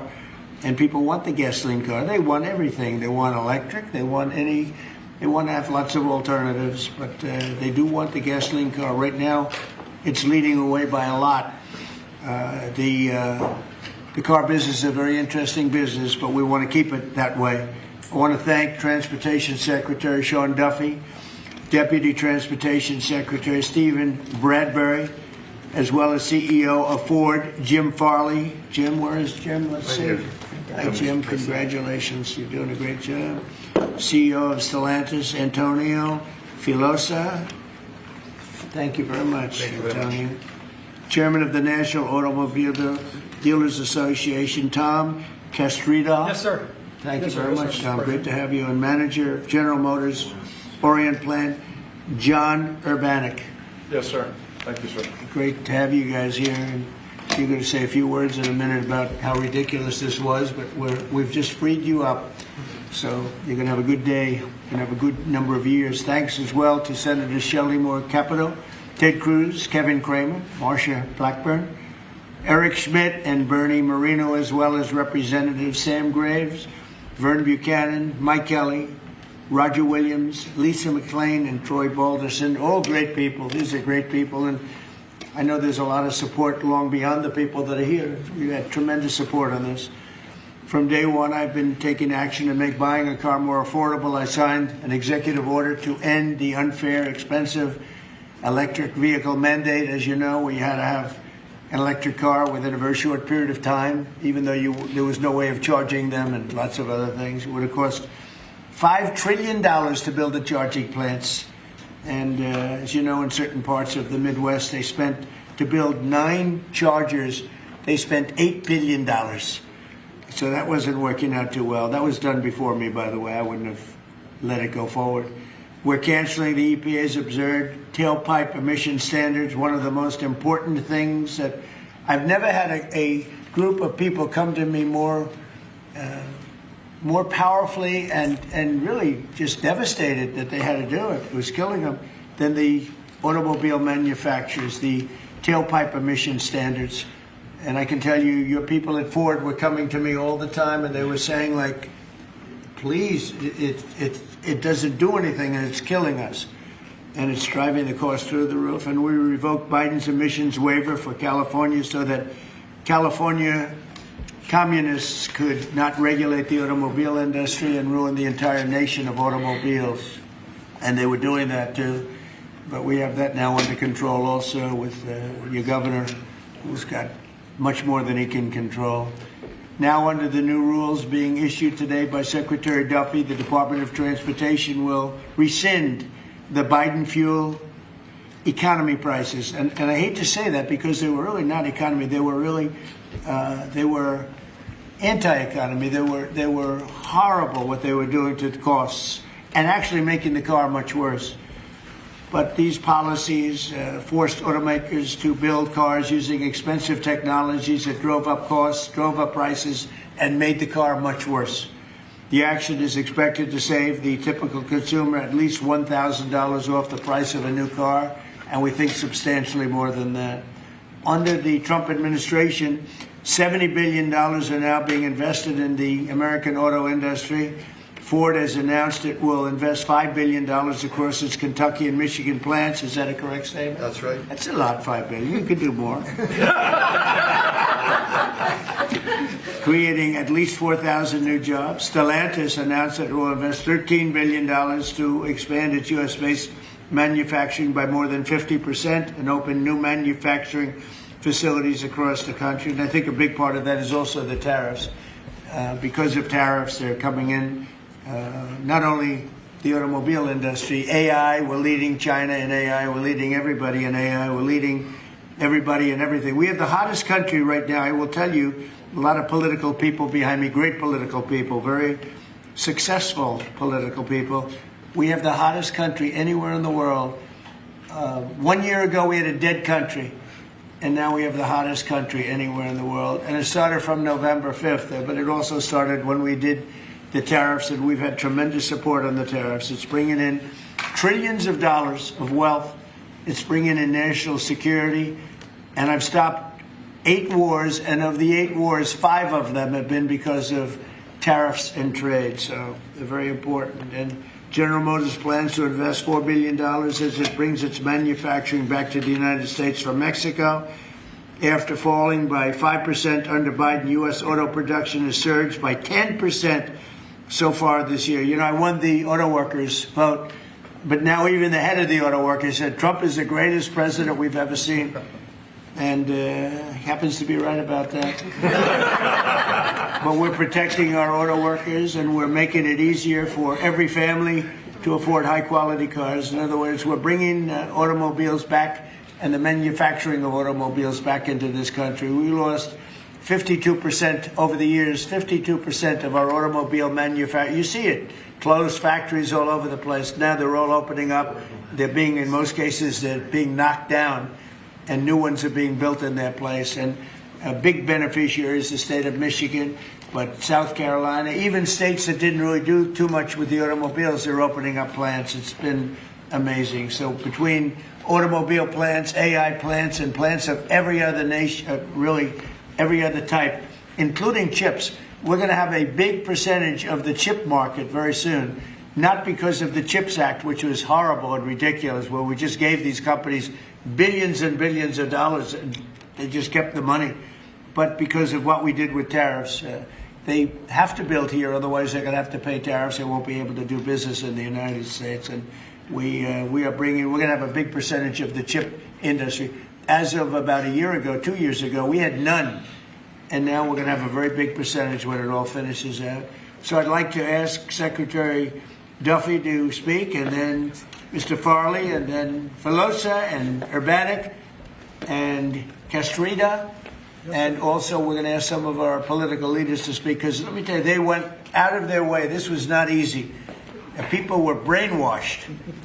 This is a green new scam. And people were paying too much for a car that didn't work as well. And now they're going to have a great car that's going to be environmentally friendly, but it's going to cost you a lot less, and it's going to work great. All of the nonsense is being taken out of the cars. So, Secretary Duffy, could you say a few words? Thank you, Mr. President. So yesterday at the cabinet meeting, the president was talking about affordability, and the way that Democrats talk about affordability is a lie. Today is a perfect example of that. So these CAFE standards used what was contrary to the law. The Congress set a rule that says you have to look at combustion engines. Biden and Buttigieg actually did an analysis using Edge, I'm sorry. used EVs and hybrids to come up with a 62 mile an hour per gallon standard, which I think the car companies will tell you is completely unattainable. So they spent a lot of money on technology trying to meet the unattainable standard, driving up the cost of a car, number one. And then number two, if they couldn't meet the unattainable standard, they had to trade for carbon, costing billions of dollars, and again, driving up the price of the car. So, Mr. President, what Democrats were doing were not making cars more affordable, they're making them less affordable. The consequence of that is going to be that more Americans can afford to buy a new car, which means they're going to be safer on the roads because of all the great new technology we have that save lives. So we'll have less death on American roads. These rules are going to allow the automakers to make vehicles that Americans want to purchase, not vehicles that Joe Biden and Buttigieg wants them to build, which is important. But also, this is important for American jobs. The more cars we sell, the more jobs we have in this country. And so this is jobs, this is freedom, and this is common sense, Mr. President. So thank you for your leadership. And I appreciate what the Senate did with the big, beautiful bill and what we've done here today. So thank you, Mr. Very President. much. A big, beautiful bill is it's something. It's amazing. Wait till the people see the benefits and the lower taxes that they're going to have, lower regulations. So, how about Ford? Mr. President and Secretary, all the important lawmakers here, competitors, today is a victory of common sense and affordability. We're very proud of Ford to be the #1 auto producer in our country. 80% of the vehicles we sell here we make in our country. Right. And we never left, unlike many of our competitors. We're the #1 exporter, and we have the most auto factory workers. And this CAFE standard that is aligned with customer demand is the right move for a lot of reasons. We were #2 last year in EV sales. We were #3 in hybrid, and we're the leading brand for combustion. We believe that people should be able to make a choice, as you said, Mr. President. And we will invest more in affordable vehicles. This allows us to invest in affordable vehicles made in the U.S., which we will take the lead on, and will allow us to make vehicles more affordable. So thank you for making this step for all of you. Thank you very much. One of the other things we're doing, it's separate from this meeting, but I think everybody here would agree with it. If you go to Japan, where I just left, and if you go to South Korea and Malaysia and other countries, they have a very small car, sort of like the Beetle used to be with the Volkswagen. They're very small, they're really cute. And I said, how would that do in this country? And everyone seems to think good, but you're not allowed to build them. And I've authorized the secretary to immediately approve the production of those cars. So you'll be able to buy they really are, they're actually, some of them are really beautiful, actually.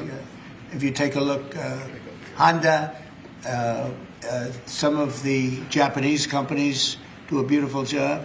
But we're not allowed to make them in this country. And I think you're going to do very well with those cars. So we're going to approve those cars. Would you like to say something about that? Well, no, just that he never stops working. So even when he's on Asian time, he's calling me at midnight in the States. But he gave me the directive to clear the regulations on this, which we have.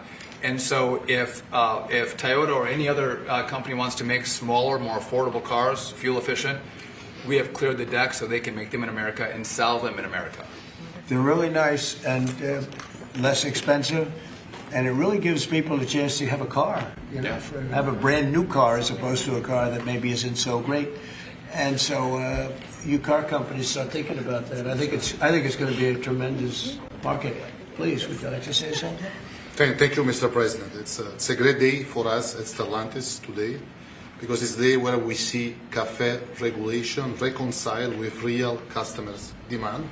That's why at Stellantis we decided to invest to Jeep, Ram, Dodge, and Chrysler $13 billion in the next 4 years, increasing production by 50%, delivering to the market 5 new vehicles, and creating 5,000 additional jobs. That's because we believe in what you, Secretary Duffy, and all your team is doing in this country. We believe in growth, and we are ready to invest even more. So thank you very much. Thank you very much also for this great news of the key cars, which we are very interested in, and we are very looking forward to work with Secretary Duffy, your team, in the future for the next steps. Thank you very much. Well, get ready for those cars because we've already cleared the way. You can start right away. We will. Thank you very much, Mr. President. Thank you very much. Please. Mr. President, thank you so much for having me. We support your leadership for this issue that is so important to the auto industry. I'm here representing the hard-working men and women of Orion Assembly in Michigan. Right. The facility, our manufacturing facility there, is currently going through a retool so that we can build additional U.S. manufactured pickup trucks and full-size sport utilities for our customers, and we're so excited about that. And thank you for your support. Secretary Duffy, thank you as well. And this is largely coming in because of the tariff situation.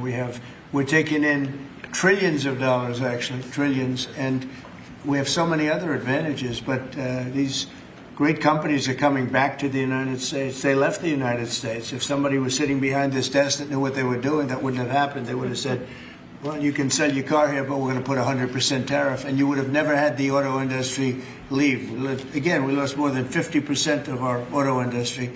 And now it's all coming back, and I think it's coming back. Ultimately, it's going to be bigger. I believe it's going to be bigger than it was before, actually. But it's an honor to have you here, and please, would you like to say something? President, thank you very much. Tom Castrator, sir. I'm the chairman of National Automobile Dealers that represent 18,000 dealers in the country, along with 3,000 heavy-duty truck dealers. And what the actions that you've done as the president and your administration is definitely going to save our customers money. And you made your promises that let the consumer buy what they want, sir, and you delivered on that. And the other thing that you delivered was your promise in the big, beautiful bill, the tax deduction on loans that had gone away some years back. Right. And now that makes it affordable for our buyers that can save money through that loan of the tax, anywhere from several hundred to several thousand. So again, sir, on behalf of all the dealers and our customers, we appreciate what you and your administration have done, and of course our legislative support as well, Mr. President. Thank you. That's very nice. And I'm glad you brought that up. We're allowing people to deduct. So if you go out and buy a car, and this is for middle income, but for lower income, no matter what. They never really had deductions. You know, rich people like deductions, but middle income people were never really afforded deductions, which is very unfair. You borrow money to buy a car, you're allowed to deduct the interest from your income tax. And I think that's going to be one of the most, in terms of your industry, I think it's going to be the biggest thing that we're talking about, maybe even bigger than cafe standards. People are going to be able to borrow money, deduct it, so it's going to cost them essentially half. And they'll be... It'll help, yes, sir. I think it's going to be a tremendous factory. They've never had a chance to do that before. And that's all done. That's all in the great, big, beautiful bill. So it's really terrific. I'd like to ask a couple of our political leaders to say, because you guys have done an amazing job. This was something that was going to be very tough. We had to fight lunatics to get it done, and they had no answers. You know, it's you just present them with the facts, and they just say, well, we're just not going to vote for it. They couldn't talk about it, but they didn't want to vote. I see Mike Kelly, my friend back there, who's been with me from day one, right? Yep. What do you have to say, Mike? Well, you know what? I think you hit the key. Everybody's talking about the same thing. In America... I the way they like each other. You can see, there's no hatred between these two guys. No, as long as I beat his price, we're friends. No, you hit it right on the head. The American people have always been able to choose what they want to buy. Right. They don't want to be taken out of a market by people who, quite frankly, don't even drive their own car, and saying, this is the way you've got to go going into the future, and say, well, you may say that, but you're not in the market. You have no idea. And I know the business we're in. At the end of the day, if you were there with me, I'd say, oh, so Mr. President, other than price, what's keeping you from taking the car home today? It's always price. And the fact that we can build a car that's affordable, that people want to buy, that's the key to it. What you've done is unlock the most ridiculous statute that ever came in with CAFE. It wasn't done by the Congress. It wasn't done. It was done by President Obama after the courts failed on it. So thank you for doing what you're doing. You're making America great again in every single way. Thank you. Thank you. It's going to be so big for the auto manufacturers. People aren't even going to believe the impact this has. You know, Mike used to come to my rallies all the time, and we'd have a rally, and it was like 0 degrees. It was freezing everywhere, and he'd sit there without a shirt on. And I didn't need that, you know. I didn't say it was pretty, but he would sit there in the cold, and he didn't mind it at all. I said, that's one tough cookie, right? You lit it up. We didn't need any heat. You were there. We had a good time. We had a lot of great rallies, right? We did. Pennsylvania. Please, Mr. Congressman. Thank you, Mr. President. I represent the dealer body. I'm a dealer, and we got some other dealers in here, but this is huge for the dealer body, the local car dealer. We're going to be able to sell what the customer wants. The manufacturer's going to make what the customer wants. We've got all kinds of options to the big bill. It's going to enable people, as we talked about, to deduct payments and so forth. As we say in the business, they've never been cheaper than they are today, Mr. President. And it's going to be a great opportunity for the dealer body to sell what consumers want. And 99% of the businesses in America are small businesses. Many are car dealers, employ a lot of people. It's going to be a great year for us. We appreciate your leadership. And we appreciate, from a retail standpoint, we appreciate the manufacturers going to step up and build cars that customers want and that we want to sell. So thank you very much. It makes it a great country. He's also a very brave congressman because he was there on the baseball field that horrible day with Steve Scalise and some other people. He was hit, but he took it very well. You took it very well. You're my pal. Thank you. That's a great job. Appreciate it. Great job. Appreciate it. Kevin, could you say a few words of wisdom? One of the really smart economic forecasters, I will tell you. Beyond an economist, he's a real forecaster. Please. Sir, I think that there's a massive macroeconomic benefit to what we're doing today. And the way to think about it is that the car that has the best gas mileage that you could buy that has only gasoline is a Honda that gets about 36 miles per gallon. Joe Biden wanted to make every car on average be above 50. So there's no car made in the U.S. that you would be able to sell 2 years from now, 3 years from now under that rule. Because what he wanted to do was make everybody have an electric car, as you know. But here's the thing, that if everybody had an electric car, then nobody would be buying gasoline anymore, and they'd have to take all the miles that they travel and put it on the grid. And so we would have to increase the production of electricity in the U.S. by 25% over the next couple of years if they had their way.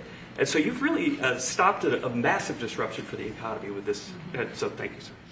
That wasn't the main reason, and yet it certainly is a main reason. You wouldn't have been able to do it even if you wanted it. It's just so crazy. That was the mandate. which we ended. Troy, would you like to say something? Great honor. Thank you. My family is a former dealer, 48 years, Chrysler Dodge dealer. And then I got into the political world, sir. I had more fun in the dealership world, but I miss it. But I still play a big role in automobiles and grateful. I remember under President Obama when the CAFE standards changed, as Mike brought up, and going through those challenging times. As a Chrysler dealer before Stellantis came along, it was Daimler before you guys got it. So thank you very much for being here and making these changes. And as you said, that interest on the car loan piece is big. And I know that Bernie led the charge on that in the Senate and get it into one big, beautiful bill. That really is a big deal, and people need to understand how big a deal that is. You did a great job. And by the way, we had a great victory last night.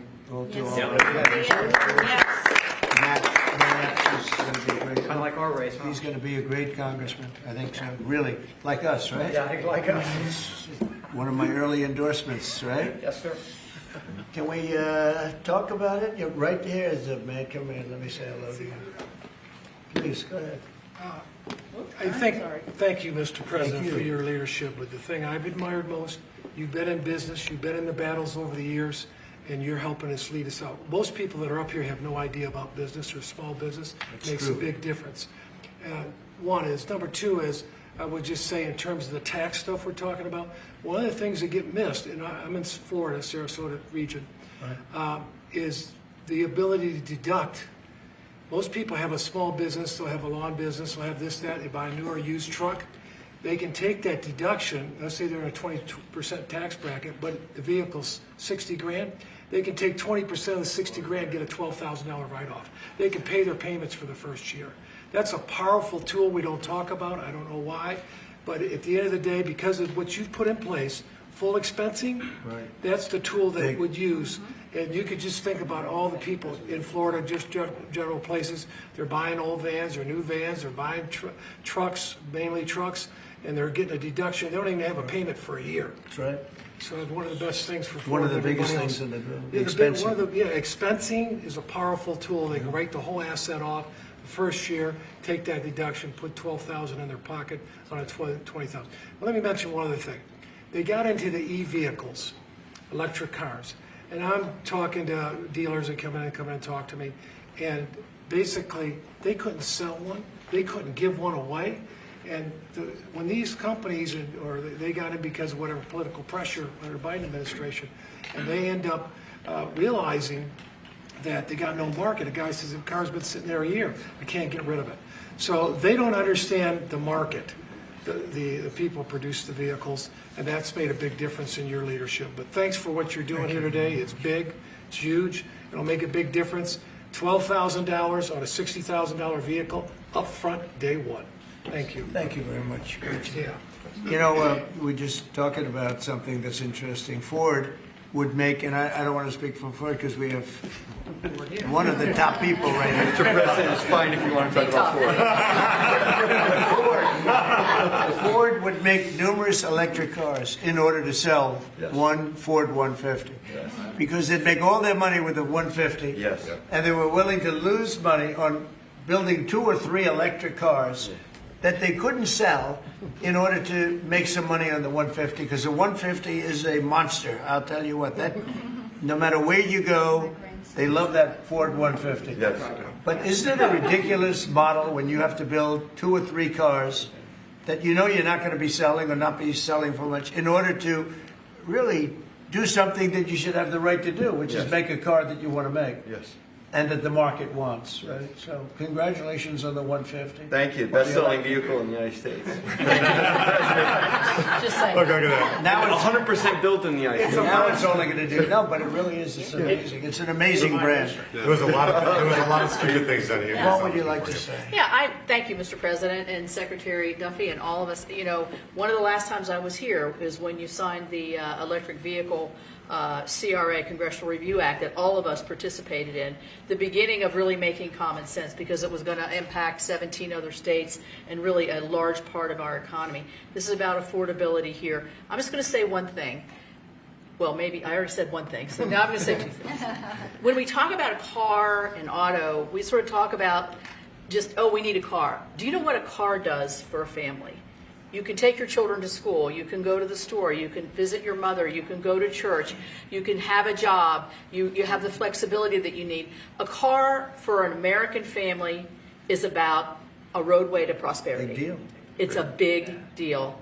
And so by making them more affordable, making them more choice-driven by what families want and need, today is a great day for the American family. Absolutely. Thank you. Absolutely, and the American worker. Say. Well, thank you, Mr. President and Secretary Duffy, and to my colleagues that are here. In Tennessee, we make great automobiles, and we have a fantastic workforce. And whether you're GM or Ford, with their new investment in Tennessee, or Nissan or VW or Toyota with the engine plant, what you see is the components that are necessary to build these cars. And removing these standards and making cars more affordable does mean that more people will purchase them, but it also means we're going to have to make more cars to meet that demand, and for Tennessee, that is a great thing. So, you know, I'm just sitting here and I'm thinking, like, we have the biggest auto manufacturers in the world. They're talking about investing billions and they're investing it as we speak, but billions and billions of dollars in our country. Thank you very much. And they're here. They're not like, well, maybe we'll do it.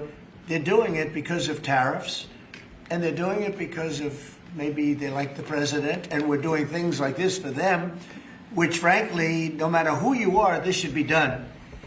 And we're doing things like deductibility of interest when you borrow money. To buy a car, you're allowed to deduct it from your income tax. That is a massive tax cut for people. They're probably going to be trying to buy that car anyway. And I really think that that interest factor is going to be one of the biggest things. When I was proud of that because I thought of it, and it seems so simple. Other people are allowed big interest. If you're a rich person, you're allowed to have big interest deductions for different things you do. But if you're a middle-income person that has to buy a car, you were never entitled to anything. And now you're getting a full interest deduction on the loan. And I think that's going to have one of the biggest impacts. But we're here with companies that are investing tens of billions of dollars in our country as we speak. It's not going to be in 2 years or 3 years. A lot of it's because of the expensing provision in the bill, in the big, beautiful bill. But a miracle is happening in our country. It's a miracle. This is just the auto industry, but we have other industries where it's the same thing. They're building all over our country, and this is a revolution is happening.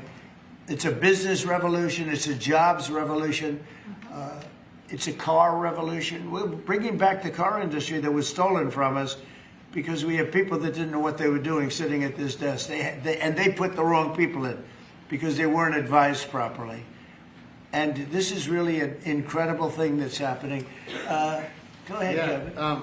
Well, thank you, Mr. President. And I think in many respects, pretty much everything that could be said has been, except that I think what Kevin talks about in terms of the cascading economic opportunity from this one single event is just the tip of the iceberg. When you think of all the rules and regulations that you have repealed, I think it's more important, frankly, than the tax cuts. However, in the Working Family Tax Cuts Act, remember we made permanent a lot of really good policy from the first Trump era, not the least of which for small businesses is bonus depreciation. The opportunity to depreciate the year that you purchase an F-150 for your small business or a large truck for your farm.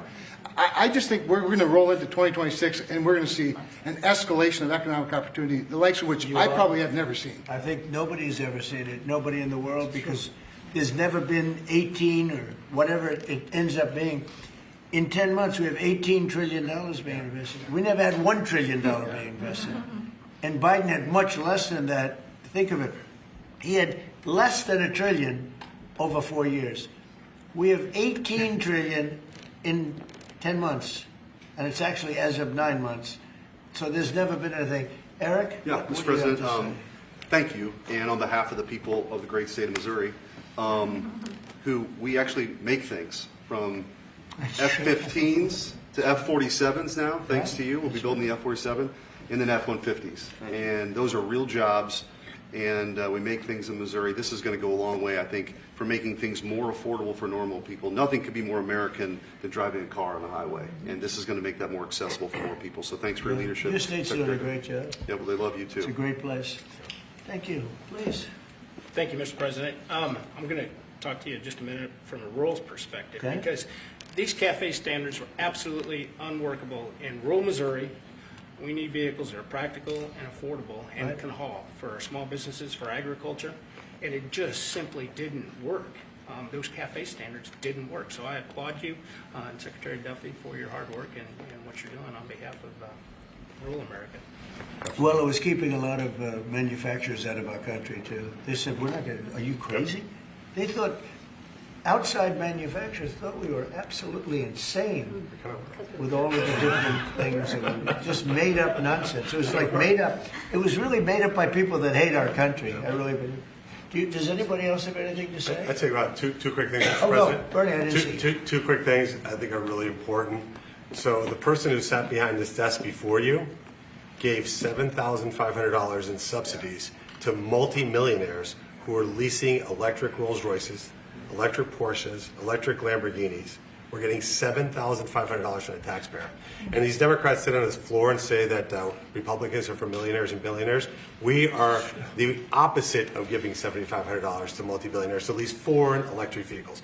Number two, because of your policies, at the beginning of the year, 51% of the cars sold in America were made in America. 51% before you got sworn in.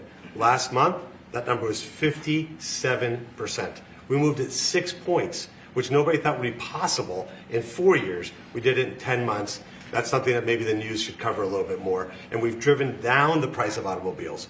The car prices for consumers are down before you did Just this. about everything is down. You know, this whole thing is, they use the word affordability. It's a Democrat hoax. They're the ones that drove the prices up. And all they do is say, affordability, and you're supposed to say, oh, that means they had low prices. No, we inherited the worst inflation in the history of our country. They say 48 years, but let's say that's history. I don't believe that. Biden had, because of his stupid ways and between his energy policies and his spending policies, we had the worst inflation in the history of our country. And now our prices are coming down. And they're coming down for cars, and they're coming down. I mean, did you hear yesterday when Chris Wright from Energy, the head of energy in our country, said there are now parts of our country, it's all happening, $1.99 for gasoline, a gallon. And we have it at $2.50, $2.60. It was at $5. And that's bigger than any tax cut we could give. You know, for the average family, that's considered bigger than any tax cut. So the word affordability, when they mention it, you ever watch them? It's all about, I saw the young lady that lost last night. She lost by a lot more than they thought. And we have a great new candidate in Congress, really great, Matt Van Epps. But I saw last night, she said, it's all about affordability, all about, they never talk about like the specifics. Everything was through the roof. Eggs, when I took over, eggs were 4 times higher than they ever were. We got the prices down to the lowest level. Yep. I mean, amazing. But they never, you got to watch, they're great con people. It's like the Inflation Reduction Act. And after they got it approved, because everybody said inflation reduction, they admitted it had nothing to do with reducing inflation. It's a con job. I think affordability is the greatest con job. They look at you and they say, affordability. They don't say anything else. Everyone says, oh, their prices were so low. No, they had the worst inflation. We had the highest prices we ever had, and now they're all coming down, including beef is coming down. Beef was up there a little bit. Our ranchers did well, but we're going to make them do a little bit less well, perhaps. But the beef is now coming down. Coffee is now coming down. It's all coming down. And it's a beautiful thing to see. But remember this, when they use the word affordability, they just say, they never say anything else. This election's about affordability, and then they go into the next subject. It's a con job. They caused the highest prices in the history of our country, the worst inflation in the history of our country, and we're getting those prices down. And they're coming down rapidly. and you'll see those results very soon. Anybody else want to say a few words?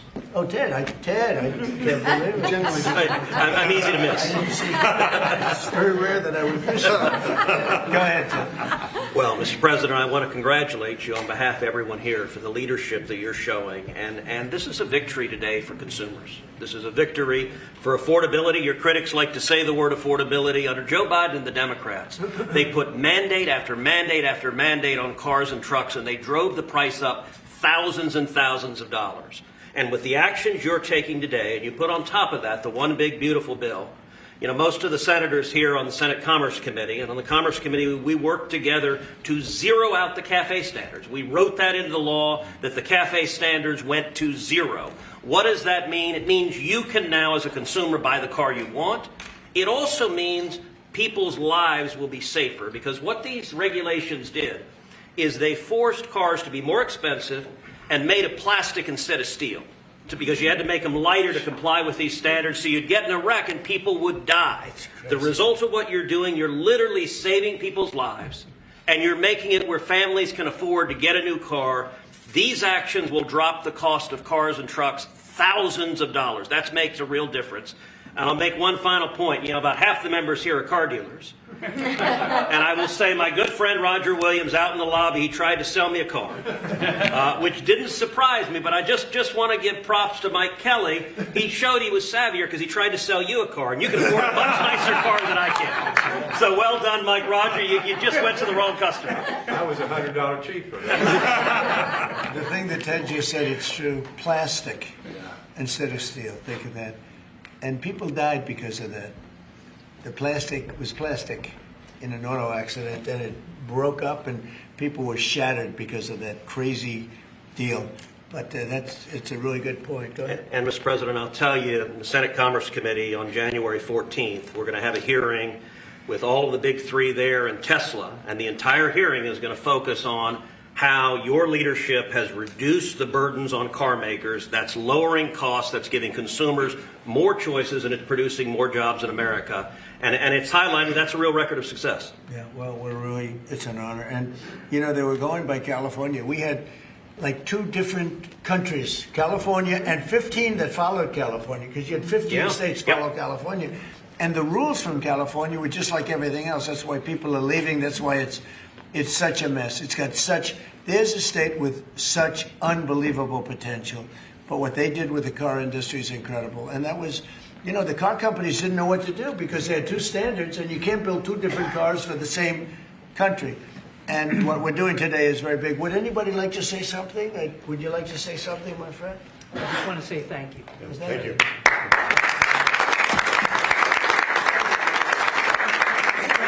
Brian, will you use the mic? Mr. President, thank you. Once again, And we love you, Brian. Oh, I love you too, Mr. President.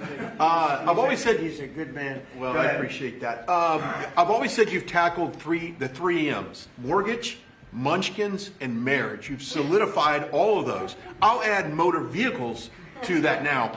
My question, I got one about consumer confidence. We just came off on the record high Black Friday, up 9.1%. Record high, highest ever, biggest amount ever purchased in one day. Yep. Which I think counters this narrative of affordability, because apparently the Americans are spending money. So I want to see, how do you view that for a consumer confidence being so high going into Christmas and going into next year? And I do have one for the auto group after you. Yeah, after I just think that we have tremendous confidence in the country. You know, one of the things in terms of confidence, if you go back a year and a half, you know, it's amazing, we're like into 10 months already, but you go back a little bit before the election, because after November 5th, it started changing rapidly, even though we weren't running it until January 20th.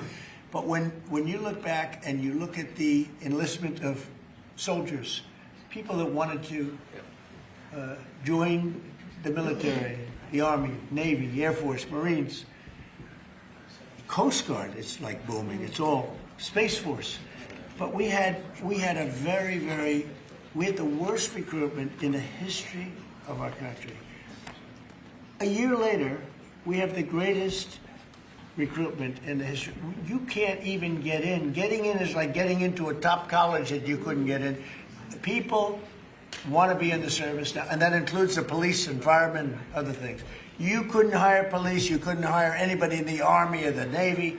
You couldn't get people in, and we now have gone from that to record recruitment. We're getting high quality people, amazing people, wanting to be in the military.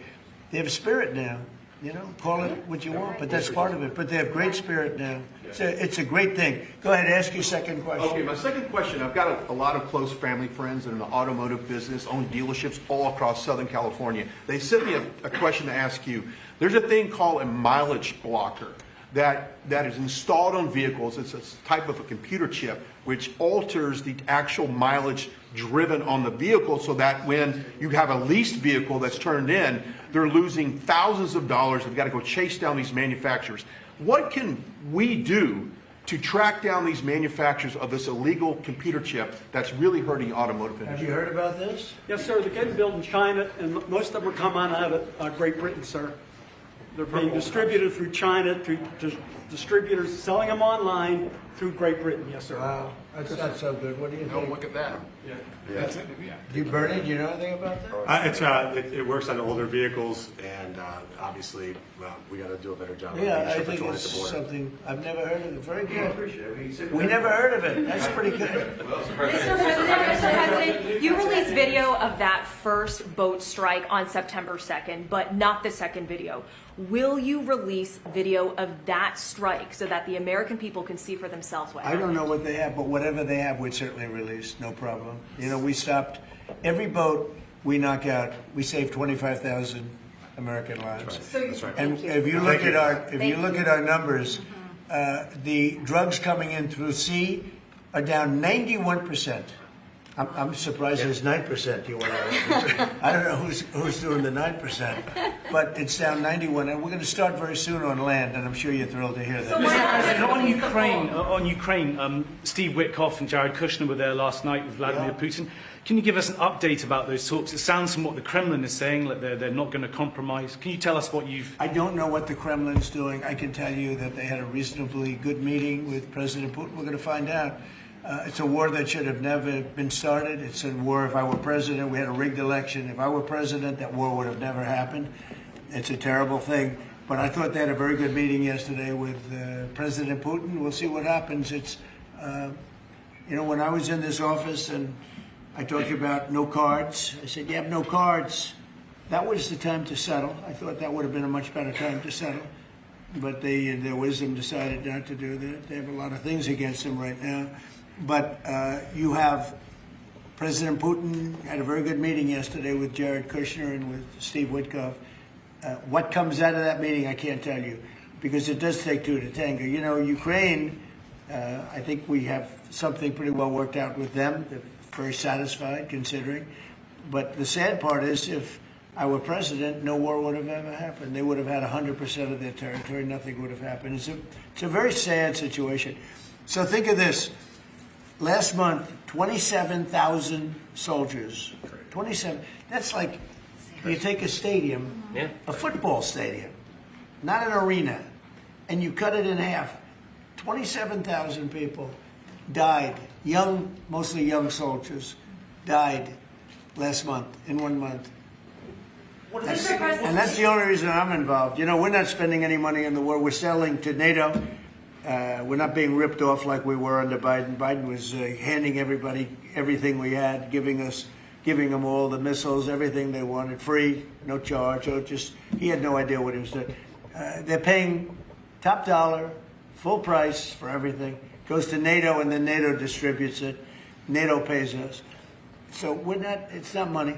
We would all, I think I can speak for everyone behind here. The politicians I know and the auto manufacturers are good people. They don't want to see 27,000 people die for no reason whatsoever. And that's the only reason I'm trying to help. Yeah, please. Mr. President, switching to Venezuela for a second. Have you checked back with President Maduro? I mean, is your pressure campaign working? And do you think has he responded to your demand that he leave the country? It's not pressure campaign. It's much beyond that, I think. But I spoke to him briefly, just told him a couple of things. We'll see what happens with that. Venezuela sends us drugs, but Venezuela sends us people that they shouldn't be sending. They emptied their prisons into our country. They sent us killers, murderers. They sent us drug dealers at the highest level. They sent us gang members. They sent us people from their mental institutions. They emptied their mental institutions into our country. And so did other countries, because we had stupid people running this country, really stupid people. And I think probably you had some stupid ones and you had some smart ones, but there were bad people too. Because not all of them were stupid. You can't cheat on elections like they did and be stupid. Okay? Mr. President, you talked to him a second time or just that one time? What's that? To Maduro. Did you speak to him again? No, I didn't. Mr. President, if you do find... When you spoke with Mr. Witkoff and with Mr. Kushner... Last night, did they give you the sense that President Putin still wants to end the war, wants to make peace? He would like to end the war. That was their impression. Now, whether or not, you believe that was their impression. Their impression was that he would like to see the war ended. I think he'd like to get back to dealing a more normal life. I think he'd like to be trading with the United States of America, frankly, instead of, losing thousands of soldiers a week. But their impression was very strongly that he'd like to make a deal. We'll see what happens. Mr. President, if the boat strikes, if it is found that survivors were actually killed while clinging on to that boat, should Secretary Hegseth, Admiral Bradley, or others be punished? I think you're going to find that this is war, that these people were killing our people by the millions, actually, if you look over a few years. I think last year we lost close to 300,000 people were killed. That's not mentioning all the families. Have you seen what happens with the families of not only the people killed, the people that are trying to get their son or their daughter off of this poison that they've been fed? I think you're going to find that there's a very receptive ear to doing exactly what they're doing, taking out those boats. And very soon we're going to start doing it on land too, because we know every route, we know every house, we know where they manufacture this crap, we know where they put it all together. And I think you're going to see it very soon on land also. Yeah, please. So to be clear, you support the decision to kill survivors after the No, I support the decision to knock out the boats. And whoever's piloting those boats, most of them are gone. But whoever are piloting those boats, they're guilty of trying to kill people in our country. Yeah, please. The House Judiciary Committee has subpoenaed Jack Smith to ask about his investigation of you. I wondered, for a deposition, I wondered if you'd prefer to see that as a hearing so that the American public can see the questions and the responses more easily. I'd rather see it probably at a hearing. Look, Jack Smith is a thug. He's a failed prosecutor. He's a bad man. He's an evil man. He hurt a lot of people. Forget about me. I do this stuff, but I got indicted many times by a guy that they were dismissed. He's a bad guy.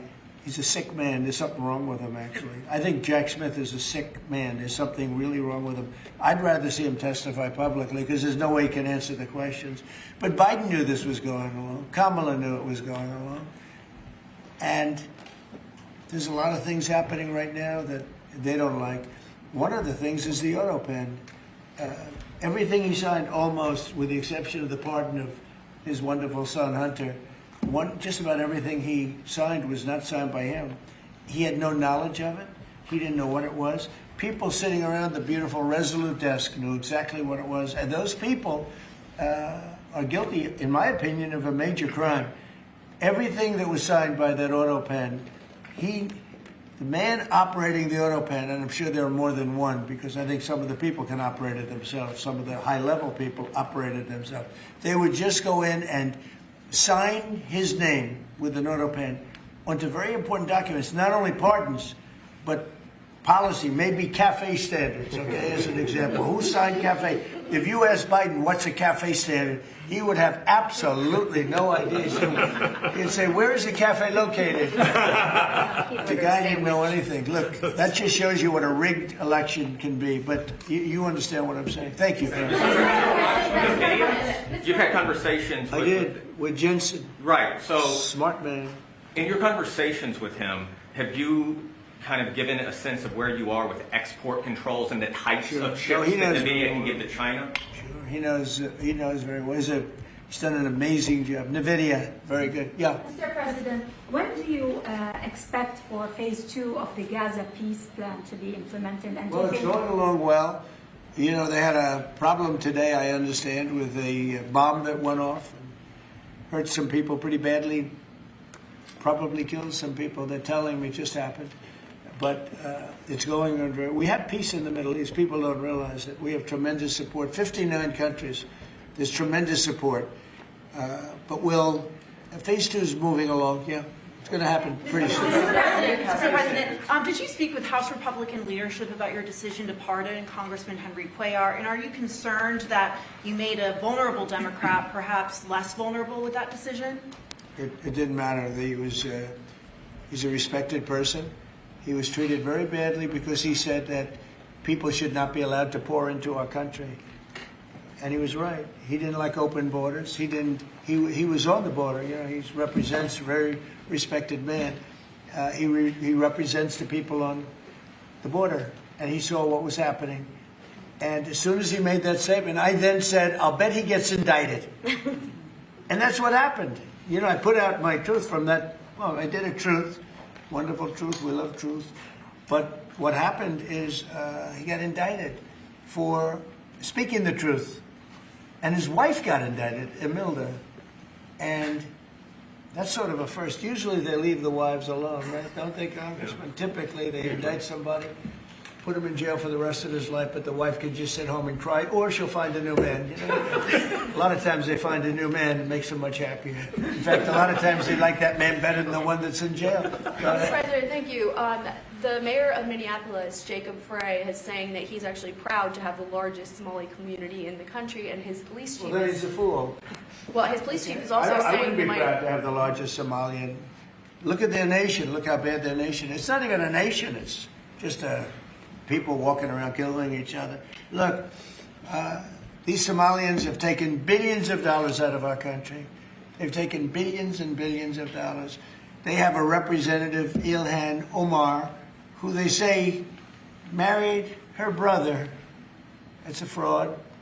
She tries to deny it now, but you can't really deny it because, you know, it just happened. She shouldn't be allowed to be a congresswoman, and I'm sure people are looking at that. And she should be thrown the hell out of our country. And most of those people, they have destroyed Minnesota, okay? Minnesota, you have an incompetent governor. You have a crooked governor. He's crooked as hell, but he's incompetent. Waltz he should be ashamed. That beautiful land, that beautiful state, it's a hellhole right now. And the Somalians should be out of here. They've destroyed our country. And all they do is complain, complain, complain. You have her. She's always talking about the Constitution provides me with... go back to your own country and figure out your Constitution. All she does is complain about this country. And without this country, she would not be in very good shape. She probably wouldn't be alive right now. So Somalia is considered by many to be the worst country on earth. I don't know. I haven't been there. I won't be there anytime soon. I hope. But what Somalia, what the Somalian people have done to Minnesota is not even believable. It's not even believable. And a lot of it starts with the governor. A lot of it starts with Barack Hussein Obama, because that's when people started coming in. And you have to have people come in that are going to love our country, cherish our country. They want to kiss our country goodnight. They talk about our country. We want them to pray for our country. This is not the people living in Minnesota. And she's a disaster. She should not be, and her friends shouldn't be allowed. Frankly, they shouldn't even be allowed to be congresspeople, okay? They shouldn't even be allowed to be congresspeople because they don't represent the interests of our country. Anybody else? The automakers spent billions on meeting the Biden EV rules. Should they be able to recoup that somehow, given the change? And there's a question about the doing it. No. I'm not letting them recoup. They're going to do just fine. You know how they recoup? From this point forward, they'll do very well. Can you also talk about the USMCA and what you're thinking about renegotiating that with the automakers? Well, that's just an ongoing thing. It expires in about a year, and we'll either let it expire or we'll maybe work out another deal with Mexico and Canada. But look, Mexico and Canada have taken advantage of the United States, like just about every other country, in all fairness. It's not them. I'm not blaming them. But every country, because we had stupid people running our country. We have a lot of stupid people running. That's why we have $38 trillion in debt. But the beautiful thing about the tariffs is we'll start paying off that debt. The money coming in, they're finding money in our country now that they never knew existed. The other day, $30 billion. Where did it come from? I said, why don't you check the tariff show? They said, sir, that tariff hasn't started yet. It doesn't start till January. I said, no, it started 2 months ago. They called back, sir, you're right. It was from tariffs. No, we have a whole different country. I hope the Supreme Court, I pray that the Supreme Court understands the importance of the sensible, really, I mean, this would be country threatening if something happened with regard to that. You know, the people that brought that case are bad people. They're very bad people. They hate our country. They represent foreign countries, including China. But they represent, and China's paying us a lot of money now in tariffs, but they represent people that really don't like our country much. And I know some of them, and they're scum. In my opinion, they're scum. They're absolute scum. And they're not suing for any good reason. They're just suing to see if they can stop it, because they make money if this country does badly. You know? So, but we're taking in trillions of dollars. We're stopping wars.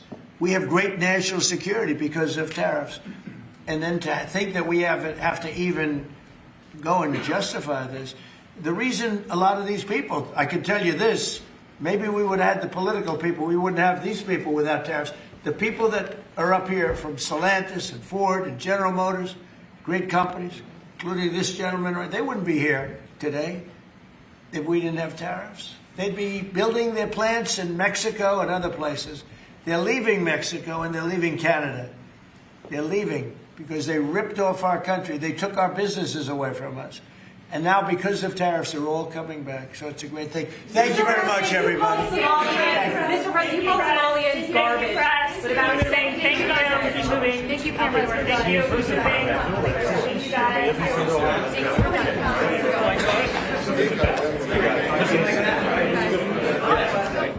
And the Trump administration continuing to make America great again in this golden era. Countless congressmen, senators there. And Mr. Ted Cruz, of course, senator from the Lone Star State of Texas, getting some good words in with car executives. And the truth that's quite there, how the Auto Pen administration tried to put us on solely an electric economy that would have not worked. So it's good to see the art of the deal in action. President Trump leading the way on that one day after a very big political victory in Tennessee's 7th congressional district and Congressman-elect Matt Van Epps. Thinking MyPillow.com /RSBN. A Merry Christmas to you. Save up to 80% this holiday season. That's a big 80 with the master marketer himself, Mr. Mike Lindell. Use promo code RSBN at checkout, mypillow.com /RSBN. Support MyPillow and Right Side Broadcasting Network with over 2,000 different items on the site, including MyPillow 1.0, MyPillow 2.0, My Coffee, My Slippers. Makes your night even better and more relaxing and helps you get going to start your morning at mypillow.com /RSBN. Thank you, Mike Lindell, for supporting us on the right side of history. Of course, you can always donate to this lead live desk and your go-to rally network right here at Right Side Broadcasting Network. RSBnetwork.com /donate. Also text RSBN to 801-801 or send check or money order to 1550. That's 1550 Opelika Road, Suite 6, Box 344 in the loveliest village on the plains. It's Auburn, Alabama, 36830. 1550 Opelika Road, Suite 6, Box 344, Auburn, Alabama, 36830.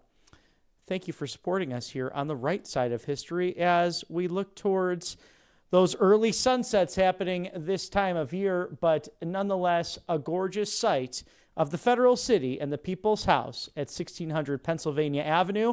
Get all America First updates and exclusive offers right here at Right Side Broadcasting Network, rsbnetwork.com /newsletter. There you can subscribe, get all the notifications so you won't miss a minute of any broadcast.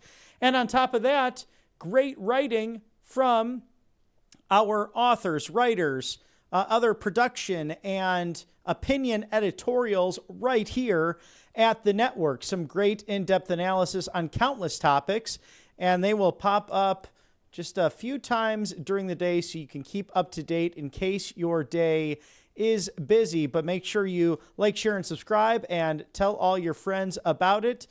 We're getting close to 4:30 on the East Coast, 1:30 on the West Coast. It's a joy to be with you on this Wednesday, December 3rd.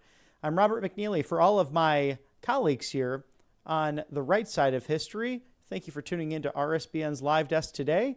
God bless you on this Wednesday, and we'll see you again very soon.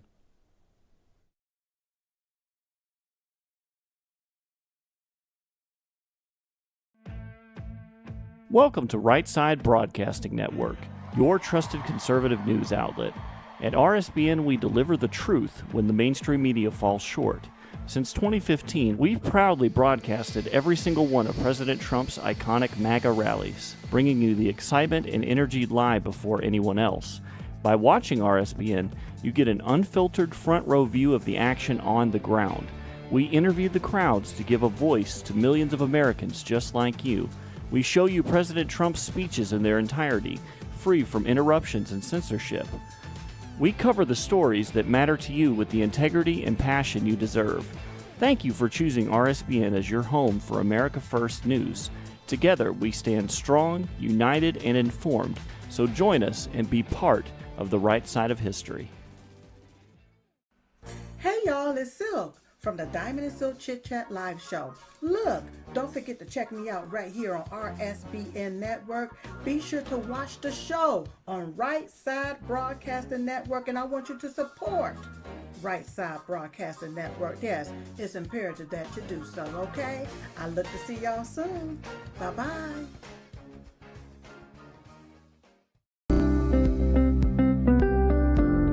allfamilypharmacy.com/RSBN. You can scan that QR code now, RSBN10. That is the code, easy to remember, for 10% off. This is ivermectin, hydrochloroquine, antibiotics that will save you and yours from bacterial and viral infections, NAD+, and much, much more. 200 essential medications and emergency medical kits, the meds you trust delivered to your door.